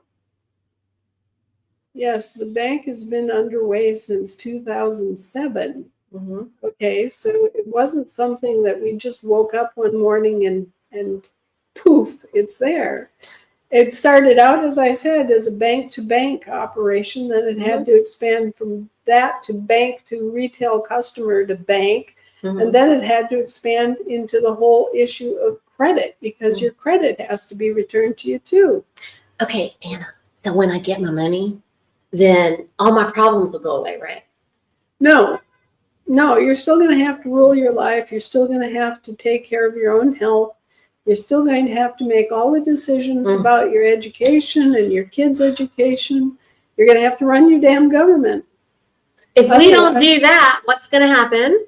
It's going to sink right back into the same kind of racketeering model that we've got now. And if you guys don't believe that there's evil that are trying to interfere on every turn and wanting to manage all of this, and that you don't have to do anything except just open your bank account, I think that you have a lot more reading to do. All the folks that are bringing all the, the ASNs are still they're all under attack, Anna. Yeah, and I just received a message about, we've got more than 100 federal workers who are signed up. Well, I've got news for you. Those federal workers were born in this country, and they are Americans, and they need help just like everybody else. Signed up to hinder, signed up to cause harm. That's the rumor. Mm-hmm. But those federal workers, just because they're federal workers, don't magically lose their birthright. Right. Okay. They're working for a foreign government right now. All right. That they didn't know. They didn't know it was foreign. Okay. They're working for a foreign government, and they can't hold any office of trust in the assemblies until they stop working for that foreign government. But they are Americans, and we can't turn our back on the fact that, yeah, they were born in New Hampshire, or they were born in Florida, or they were born in California or Georgia. Their point of origin is no different from yours. They have their birthright and they can claim it. They just can't come in and vote in our assemblies and commandeer offices in our assemblies and operate as if they were, they can't operate for two masters at the same time. Serving two masters, right? Right. The house divided doesn't work. Right. So they can't come into our assemblies as federal employees, current federal employees. But otherwise, these are corporations, folks. Think about it as if the government, USA Inc., is the same kind of organization as General Motors Inc., or as IBM or Raytheon or any of these big corporations, GE, this just happens to be a foreign British territorial corporation, but it's the same exact kind of corporation. All right? And so they have the same limitations and the same processes and the same makeup as any of the other corporations. One of the things I wanted to say is that we didn't have all these corporations 150 years ago. That's right. There's been a giant proliferation in cooperatives and foundations and you've got nonprofits and you've PMAs. You've got LLCs and LLPs and we don't have to do any of that, you guys. No, you don't have to do any of it. And you shouldn't unless you know what you're doing. Okay. Which no one does because we've not been educated in the ancient law. Right. You don't know what you're doing. And the attorneys are not going to tell you because guess what? They're already working for the self-interested corporations that have hoodwinked you all along. The British accredited Bar Association. Yeah. So, it's, let's take a little walk down memory lane. The Pope has already admitted that they just made all this stuff up, right? So it's all fictional. It's all just basically a cataloging system, an arbitrary business model that you adopt or don't adopt. If you adopt their business model, then they claim ownership of you. Because you register yourself into their system, and that's the reason why we record things. We are recording historical events, life events, because we're the living. Right. And so when you register something, you're giving up your ownership interest in it. Knowingly and mostly unknowingly. And they never tell you that. All the business owners out there, the ones that are like, well, how do I run my business if I'm not, incorporated? Well, guess what? You finally get to run it yourself, unregulated. If you want to deregulate, you have to unincorporate. Maybe that should be the t-shirt. Deregulate so you can unincorporate. Well, or unincorporate to deregulate. It's the truth. You're far better off just having your own business, your unincorporated business, than ever incorporating. Everybody wants to know, listen, when I did that in the very beginning and they said that I was a self-proclaimed governing body, it made it more difficult for me to promote the business. But what I was able to do was have better quality of people that I was serving, and I needed less of them. Well, another word for a self-proclaimed government entity is a sovereign government. I encourage and challenge anybody who's a business owner right now to unincorporate. And it feels terrifying because you feel like you're opening yourself up for a litigious threat, but you're already open for a litigious threat. For a litigious threat. In fact, you are more open for a litigious threat than I am as an unincorporated entity. And this is really where I wanted to encourage everyone, Anna, today, because the 4th of July was the declaration. We're celebrating the declaration Right. to the king. So why would we allow our businesses to be under the king? Why would we put yes, it's going to be harder for you, to promote the business, to maybe you think get business. I think that if everyone did it, you'd be free and it would be yours. And it would be overwhelming in your community. Do you remember the book by Ayn Rand, Atlas Shrugged? And there were characters in that book who were like the owners of oil companies and the owners of mines and whatnot. And they were being taken over by the government. And they didn't understand why they were being taken over by the government. Well, it is because they incorporated their businesses. Mm. And most of the business, let me tell you the history of incorporating big businesses. It all started back in the 1800s when a man named Nobel, as in Nobel Prize, found a way to stabilize nitroglycerin as dynamite. Mm. And suddenly people could blow all things to hell. They could build roads and move mountains and dig tunnels and use dynamite to do the blasting power for it, okay?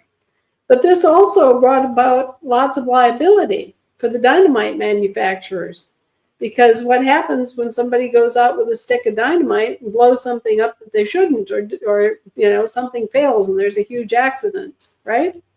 So they knew how to manufacture dynamite, but they didn't want the product liability to impact them, right? So they came up with the idea of the corporation and the corporate veil, okay? So that the people that were engaged in actually producing dynamite could produce the dynamite and not be held individually, personally liable. They wanted something in between them and their personal fortunes and the dynamite company. So that's where the whole business of incorporating came from, is that they said, okay, well, you can incorporate as a public corporation, and the public will take the responsibility, the liability off of your shoulders to the extent that you only have at risk the actual assets of the corporation itself, and your personal assets will be held apart. Okay, so that was the whole thing. And then the public owning the new corporation, right, and all of its assets, is in control of that corporation. And all you get to do as the former owner of the corporation is run it. You get to have all the worries and headaches and everything of running that corporation, and exchange for bankruptcy protection. And as you can see, if you're just doing something like manufacturing applesauce or kids' shoes, you don't need that kind of protection because there's no huge liability involved. And yet everybody started, incorporating their business. It was like lemmings going over the cliff, Oh, well, Joe incorporated his business, so he'd have bankruptcy protection. Well, Joe is in the business of manufacturing artillery shells.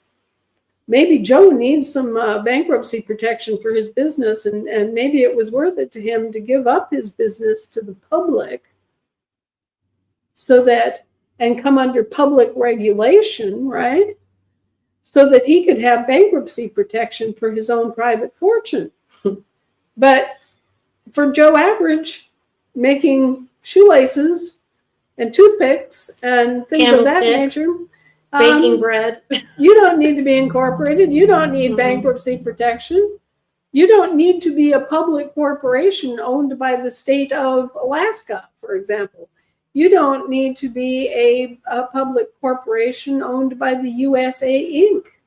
to go build houses for people. Right. to help people, good people doing good things for other good people. Right. You don't need a license. Mm-mm. You don't need 80 million regulations. Mm-mm. You don't need all of the responsibilities heaped on you by the federal and state government franchises. No. No. You just need the agreement of the person or the people that you're going to operate with. And you make it plain to who you're working with that you are taking responsibility for yourselves in this exchange and honoring each other. And that is it. Right. I have spoken to so many doctors. Mm-hmm. I bet I've spoken to 10,000 doctors who are living in abject fear, Mm-hmm. and yet they want to do the right thing by their patients. They want to be able to tell you that, oh, yeah, colloidal silver can be a very effective means of fighting infection. And salt is good for you and will keep you alive. And meat is good for you. Mm-hmm. And fat derived from natural animal protein is good for you. And even fasting. And eggs are good for you. Yeah. Okay. That they want to be able to tell their patients butter is the truth. Okay. They want to be able to treat their patients in a far better way than becoming basically snake oil salesmen for big pharma. For the Rockefellers. Okay. So they've come to me and they've said, well, what can we do? What can we do? We're under licensure. I said, are you doing something that requires licensure? Are you doing something illegal? Well, no. Well, then why are you licensed? Well, because we have to be in order to prescribe medicine. Who says? Where is the real medicine? Yeah. And who says you have to be licensed by the federal government or a state organization in order to prescribe medications? And they don't have an answer. Because they don't know how to operate without it, Anna. And that's what we have to just make plain for everybody. Let me make this clear. We've got 3 different populations living in this country. We've got Americans, we've got British territorials, and we've got Roman municipals. 3 different populations living under different governments and different laws. The British territorials and the Roman municipals are here to provide us with certain enumerated governmental services, which we should all be familiar with from reading the constitutions, right? Mm-hmm. That's all they're supposed to be doing, okay? They're not supposed to be running our mint. They're not supposed to be accessing our credit and using it for their purposes. All these other things, it's not supposed to be going on, but it's going on because, why? Because we didn't organize ourselves, stand up, claim our birthright. Regulating our health care. Right. Yeah. Right. Okay, so getting back to the physicians, what have they done wrong? Well, they've accepted licensure as medical doctors, okay? So they become public officers assigned to these corporations, okay? Who are military.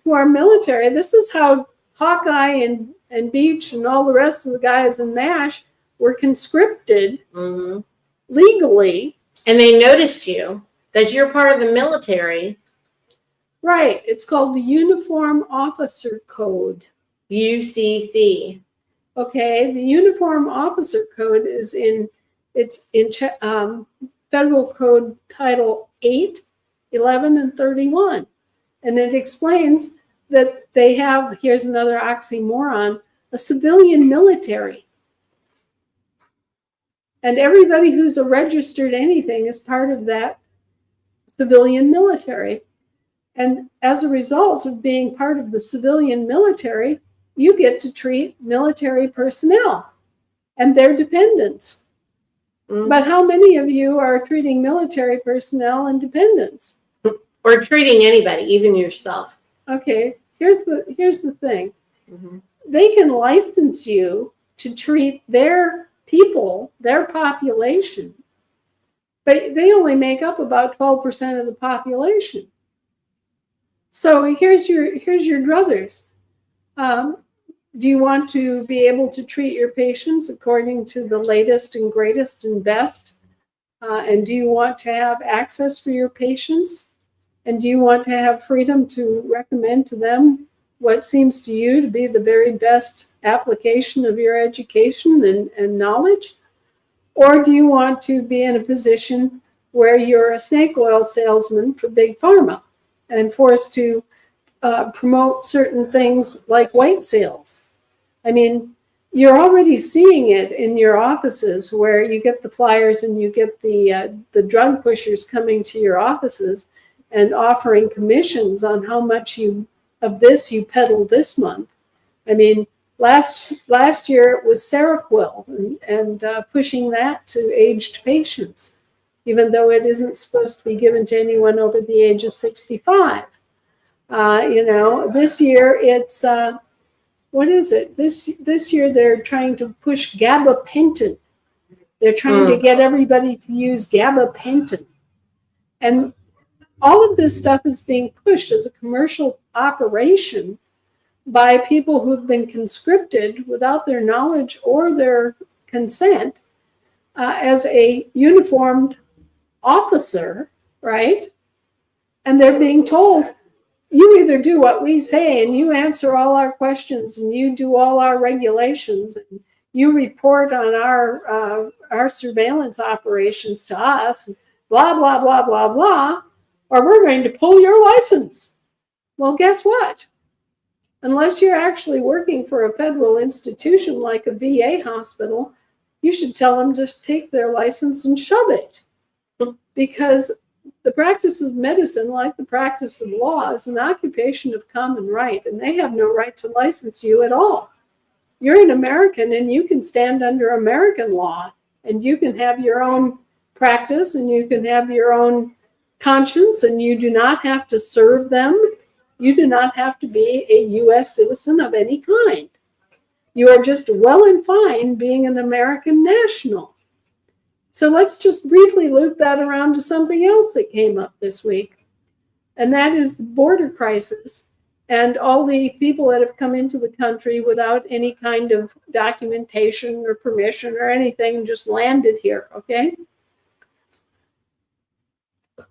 We got in trouble because we revealed the fact that for us and our government, immigration and naturalization leads to a new nationality being adopted, not a new citizenship.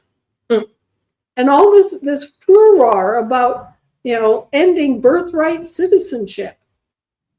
Who wants birthright citizenship if you're an American?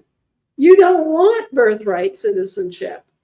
And nobody coming here to be free wants birthright citizenship either. It's not even proper for them to be in the middle offering people citizenship before they're even allowed to make a choice about living here and being a national of this country or not. So this is the problem, Anna. These guys who come here, their nations require birthright citizenship. Right. And they don't comprehend that we are only operating in our nationality, like our national status. We don't have to have any citizenship. That is what folks can't get through their head. I mean, look, when they want to migrate here from somewhere else, they're seeking this U.S. citizenship because they don't get it that, just being able to naturalize as a North Carolinian or an Alaskan, or because these are nation states, guys. Right. So when you naturalize to the land, then you're naturalizing to the new location, adapting into that new ecosystem, okay? Right. And then it's only your nationality that matters. In fact, on America, if you have a nationality, then I don't think that they can put you in jail if you're claiming your nationality. Well, for high crimes, you can be put in jail, like murder. Any jurisdiction can put you in jail for murder. Mm-hmm. Okay? I mean, on the land and soil, you would be hung. Right. For murder. Yeah. But let's not digress from the point. Yeah. Here we are. We're in this country, and we are nationals of our nation states. What does that mean? Well, we're Californians, we're Texans, we're Wisconsinites, we're Minnesotans, we're Floridians, we're New Hampshiremen, we're New Yorkers, okay? Mm-hmm. That's our actual nationality. That's the demonym that connects to us as people, okay? The citizenship, U.S. citizenship, is by its nature foreign, okay? It's incorporating into the government. Right. You are now a government worker, and your family are dependents of the government if Right. you accept U.S. citizenship.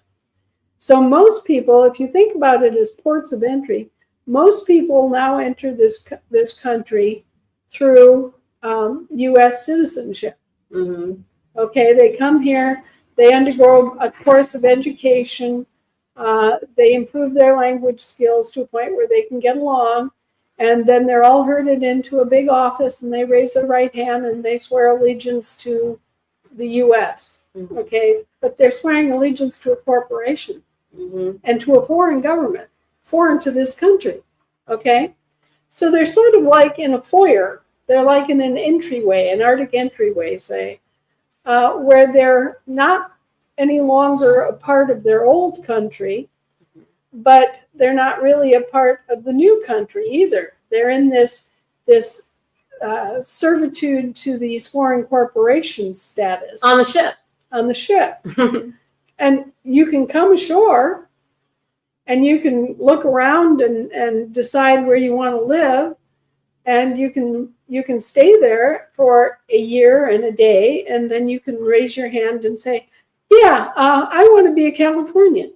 Mm-hmm. Or I want to be a Wisconsinite. Mm-hmm. And you can publish this, and you can do your declaration. You can record it in writing, in public. Anywhere. Right. Even on a prison bathroom wall. Yes, we have had a couple of cases where people were so desperate that they did that. Well, the reason I'm saying that is because Canada is saying, where do we record it if we can't do it on the LRO? And I'm like, Anna has talked about this ad nauseum. You can publish anywhere publicly. They used to go scream it out on the town square. Yeah, and people for many years would just put it in the newspaper. Mm-hmm. You know, just a little blurb, you know, Mm-hmm. that one of those tiny little personal ads, you know. I, Dominic Rivera, am adopting California as my house, home, and domicile effective September 1st, 1960. My return address is blah, blah, blah, in care of box 457, Carmel, California. And, you know, Boom. And you have to give notice to the public around you locally that you're moving in and you want to be considered a Californian or whatever. Mm-hmm. You have to give people an opportunity to know that you're doing that. And once you join, you have to live your life accordingly. You have to, you know, bear your loyalty to this country, right? You have to fit into this particular culture. I mean, if the official language of California is English, you better learn English because you are adopting a new country, a new nation. And that new nation is adopting and being responsible for you. So it's all very commonsensical. But coming through the U.S. citizen gateway is only one way of actually becoming a national of your state. Now, we have a lot of very pitiful situations where people have been living here for decades and building homes and families and businesses, and they haven't been able to actually come here. They haven't been able to achieve that magic status of being able to be here on a permanent basis, whether U.S. citizens or not, okay? And this is a travesty. And it's only been possible because our government hasn't been that active. I mean, we don't have offices on every street corner saying, oh, well, if you want to become an American national, here's how you do it. Okay, so that hasn't been common knowledge. But you can become an American national without the benefit of U.S. citizenship. And you can become an American national simply by living here for 7 years and a day without using public assistance and without committing a felony. Okay? That's it. That's our public law on the matter of who's eligible and who's naturalized. It's a different process of naturalization, and it results in a different end because you're not going through the citizenship route at all. You're just coming straight across from one nationality to a new nationality. So our naturalization process results in you adopting a new nation, a new nationality. Their naturalization process involves becoming an employee or dependent of either a commercial corporation or a municipal corporation. Mm-hmm. Which is code for slavery. Indentured servitude or slavery. Yes. I think that we've covered a lot. It's a lot. And I think that, it is a holiday. I'm sure people want to, go manage their parades. Eat your barbecue, get your blueberry pie, The fireworks. I mean, so on Alaska, it doesn't even get dark until like midnight. When do you do fireworks, or do they? We save up our fireworks mainly for the winter, for the New Year's celebration, because it's just not as impressive against blue skies. And also because we often have fire danger here in the summer. And so we don't do as much fireworks, but there will probably be a nice fireworks display very late at night, maybe midnight. Meaning like between 1 and 3:30 a.m. because it's like the only really dark time. Right. And of course the kids get out and they let off, sparklers and that sort of thing. But really in Alaska, the big fireworks displays come in the winter. Yeah. And they are fabulous. I bet they're incredible, in the dark against the white mountains and snow and everything everywhere. Yes. Yeah, I'm sure it's spectacular. And it probably is reflected off of all of those. Oh, it's just magical when we get a big fireworks display in the winter. I just, we've really enjoyed this week here, Anna. It has been like literally walking through a fairy tale. And I was telling Anna that when you're walking through Alaska, you're surrounded by these huge mountains, and at the same time they don't seem big at all. It's very strange feeling because they're very big, and you're so small in one moment, and then in another moment you get a different perspective, and it just feels like they're so small and they're not really that big. And it's the scale of everything. Yeah, the scale is strange here. It takes a while to get used to it. But then when you go anywhere else, it's wonderful to visit, but you want to come home. I mean, I get it, because everything here it feels magical, basically. Like it's just. I fell in love with the people. Yeah, the people are incredible. So kind, very, very hospitable, extremely laid back. And practical. Very practical. And diverse. The diversity here is so fun. Yeah. It's a lot of fun. Yeah, we have people from all over the world here all the time. And it makes for a very cosmopolitan atmosphere, but very small townish too. Yeah. So it's a land of great contrasts. And you can experience it in a very it's been really magnified for us. I think that's the way to say for this week. Everything's been magnified. And so it's a lot to process, and we haven't really slept very much. But interestingly, we don't feel deprived of sleep. It's real weird. Well, the sunshine has a lot to do with that. Yeah. You know, the sunshine in the summer here just sort of seduces us into being more active and more energized, and we feel good. We just plain feel good all summer long, and that makes up for the dark days of the winter, which are, you know, incredibly dark, and it's a long, long period of time that it is dark. But yeah, this is the Magic Kingdom, if there ever was one, in terms of you know, the scale of the landscape and the warmth of the people. This is a wonderful place. I've seen other landscapes in the world that are staggering too, but the reason that I wound up settling in Alaska was that it was just the people. The people are just great. Yeah. And I mean, talk about diversity. Yeah. Yeah. Well, I mean, I forget how many different native tribes we have here, but it's something like in the 60s or something. It's a large number of different native groups that populate this entire state. And then we have, of course, we've got people from every other state of the union and every other country. So, yeah, it is a very diverse and very rich, culturally rich environment. Lots of different traditions, lots of different celebrations and different styles of clothing, and you know, wherever you look, there's something new and wonderful.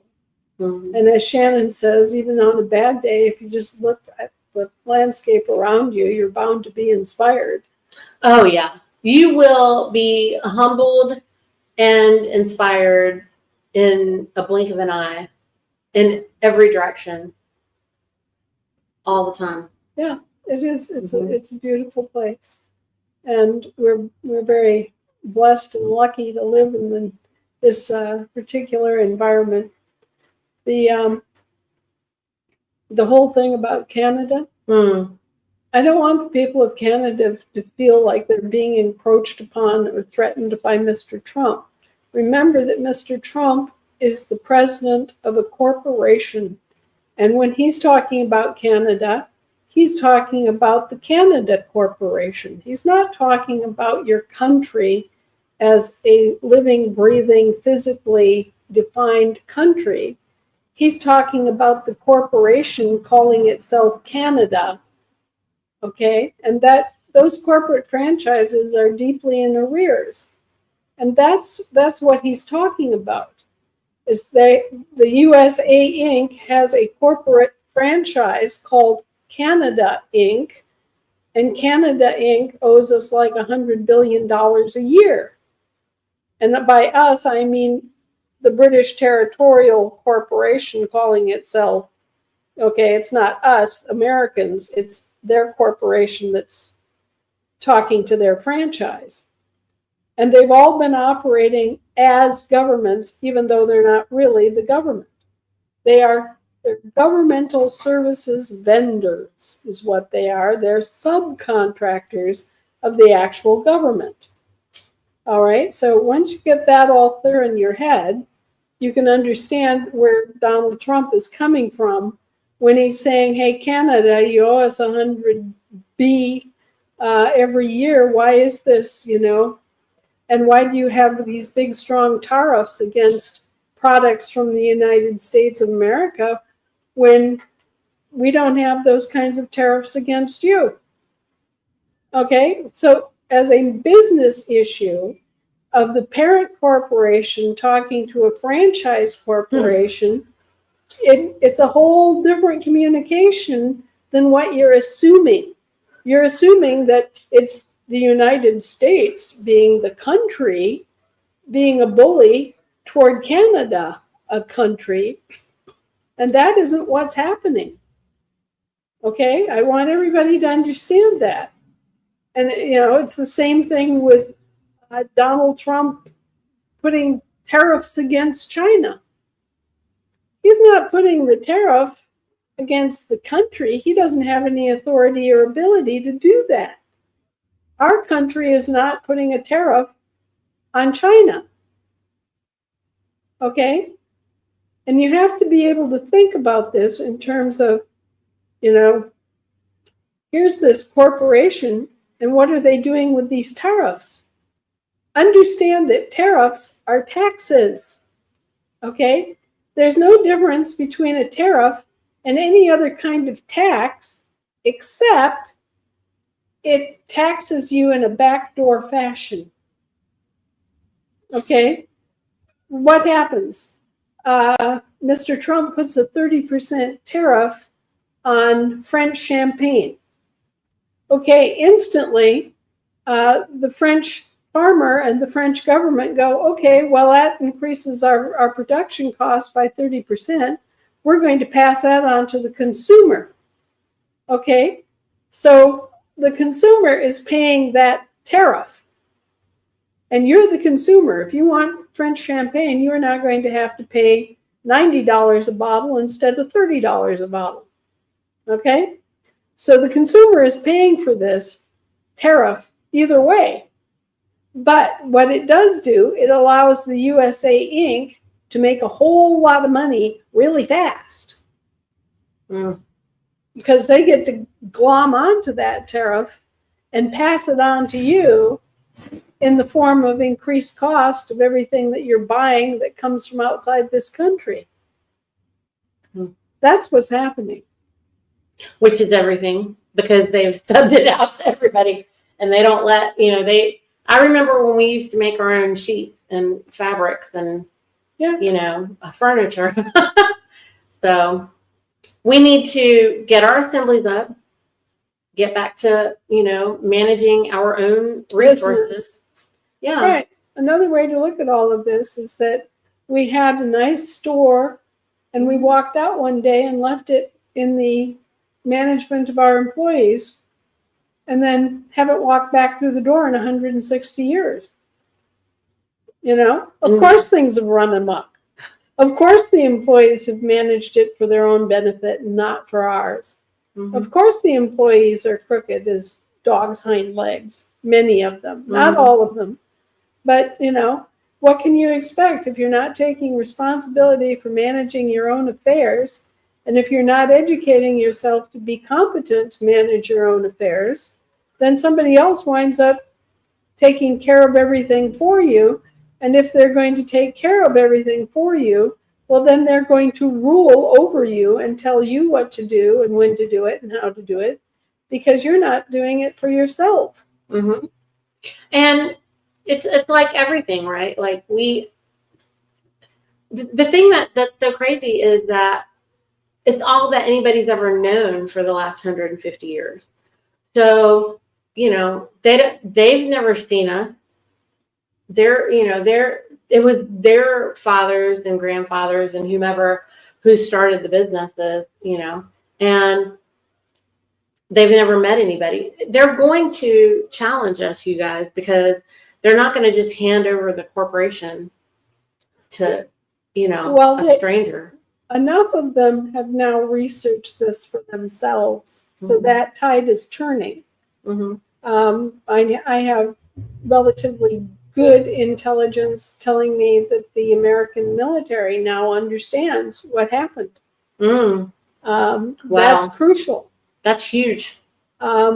I have other indications. The move to get rid of the driver licensing is to correct something that's basically illegal. Mm-hmm. Okay, the move to get rid of the IRS is also to correct something that's basically illegal. Mm-hmm. Just in case you ever wanted to know, the fact that, I've told you that the Internal Revenue Service and that tax and everything is foreign, has nothing to do with us Americans. It has to do with the people that are employed by these corporations, these governmental services corporations. It was never ratified by our states. So it's by definition not legal in our states for them to collect internal revenue taxes that's internal to them, not to us. Okay? So the move to get rid of the IRS is another correction of an illegal situation. They could continue to argue that they had the right to impose a tax on their own employees and their dependents, okay? But even there, they're on very shaky ground because a payroll kickback tax is illegal. So thus far, they're moving toward just getting rid of both for everybody. That kickback tax is bad. Yes. It's a big, big problem. It's the reason why we're getting messages, just by the way, from a lot of the states that are like, we can't, they're trying to come after us for state taxes. It's difficult on a lot of states, everybody, to get out of the state taxes, especially the employers. If you're especially working for one of the large companies, if you're working for pharmaceutical, if you're working for a hospital or whatever, these people, you can't get out of a lot of the local taxes because of just their HR is so ignorant. Well, there's that, but they're trying to pass themselves off as us. Right. And they're not. Right. So if you're going to run a state-of-state incorporated franchise, you have to realize that nothing that you are doing applies to the Americans except those 18 enumerated services that you're supposed to be providing. Right. So, well, Anna, we're going to wrap it up. But the next time that, I think the next week, hopefully, well, it won't be next week. Within 2 weeks, we want to get an update for you about all our testing on North Carolina also. Good. So we did the next round of testing. I don't have to write a report and get it to you, but it's still not good. No, it won't be for a long time, unless real serious money is poured into remediation. Well, Billy Bond and Dr. Will and those guys have a solution. The solution is working. We have the testing that can show evidence of that. Again, it's corroborated with, 2 labs. So the good news is there's a solution. Yes, there is a solution, and there's a solution to COVID-19. Whether or not we can get to it fast enough, or if we can delay its ill effects enough, is another question. Right. Also, people have to want to have the remedy, and they're going to have to, like everything, you have to take care of yourself. And a lot of people don't want to do the things that they have to do to remediate their health, as we well know. Well, I think it's wonderful that we've made the progress that we have. I think everybody should feel very encouraged. I think we're on the brink of being able to provide both the credit service and the asset-backed money service. Which will come first, I don't know. It's just kind of a race to the finish line. But you're going to be glad that you stood up and said, hey, I'm an American. And as time goes forward and you reclaim more of your rights and prerogatives and assets, you're going to be even more glad that you stood up and claimed your birthright. And at that point, you're going to look back and you're going to say, oh, I guess Grandma knew what she was talking about. I mean, people should have been able to start experiencing that already.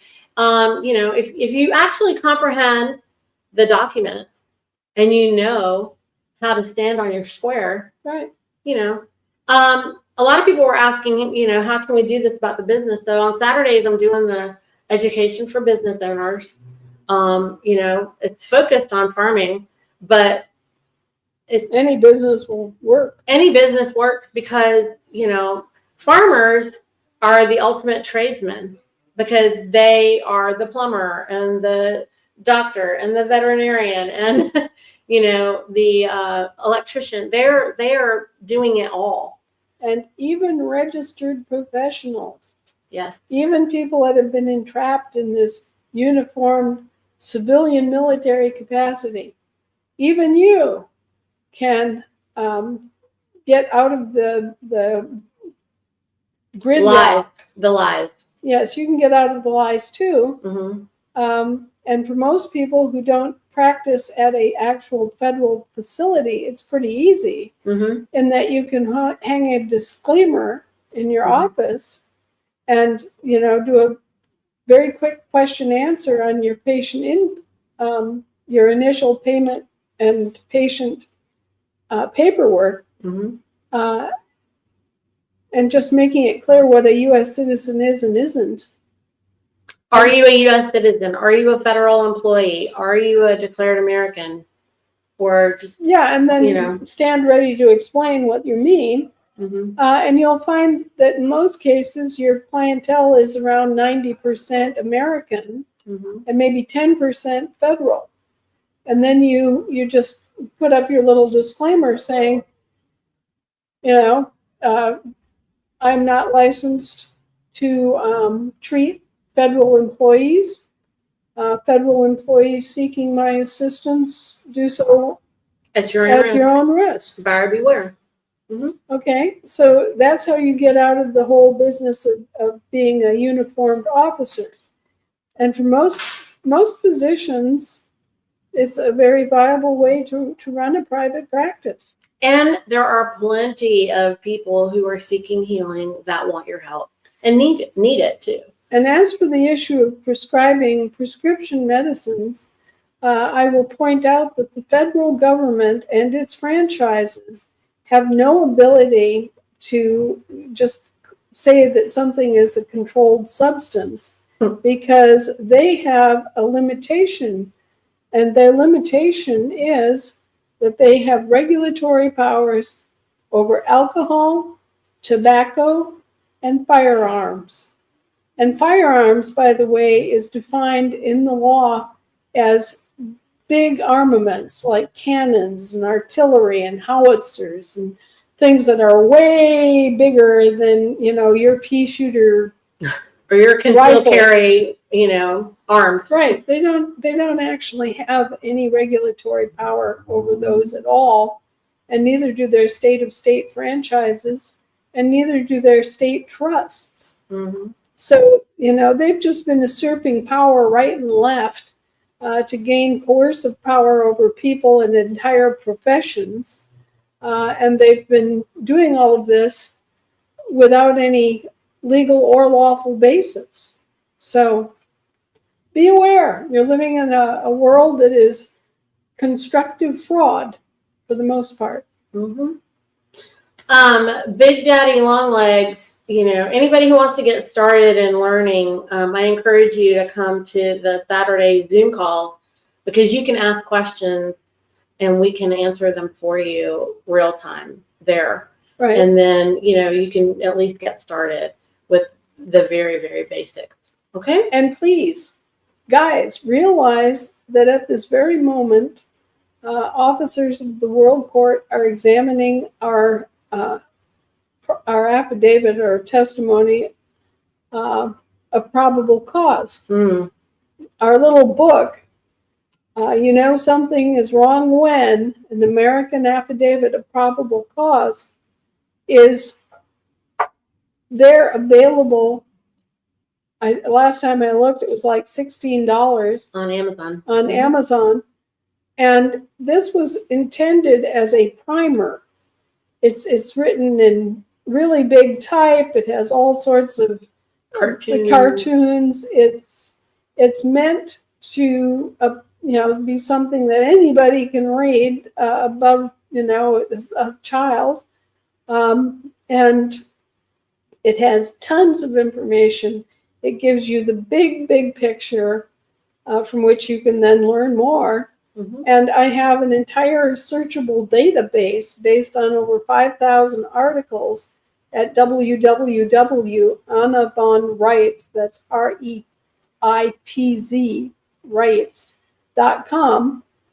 And you can go there and search the database for topics. Say that you are interested in citizenship, and it'll bring up all the articles that are about citizenship.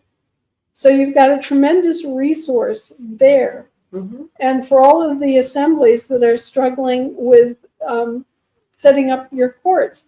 You've got tremendous resources. You've got wonderful resources from Kevin Annett and his whole organization, the International Tribunals, the Crimes of Church and State. You've got wonderful resources from Brett Winters, who wrote The Excellence of the Common Law. Mm-hmm. You've got wonderful support now. You've got an entire comprehensive set of law books by James Parker Hall that is a compendium of every kind of procedure and law that's American law, at your fingertips.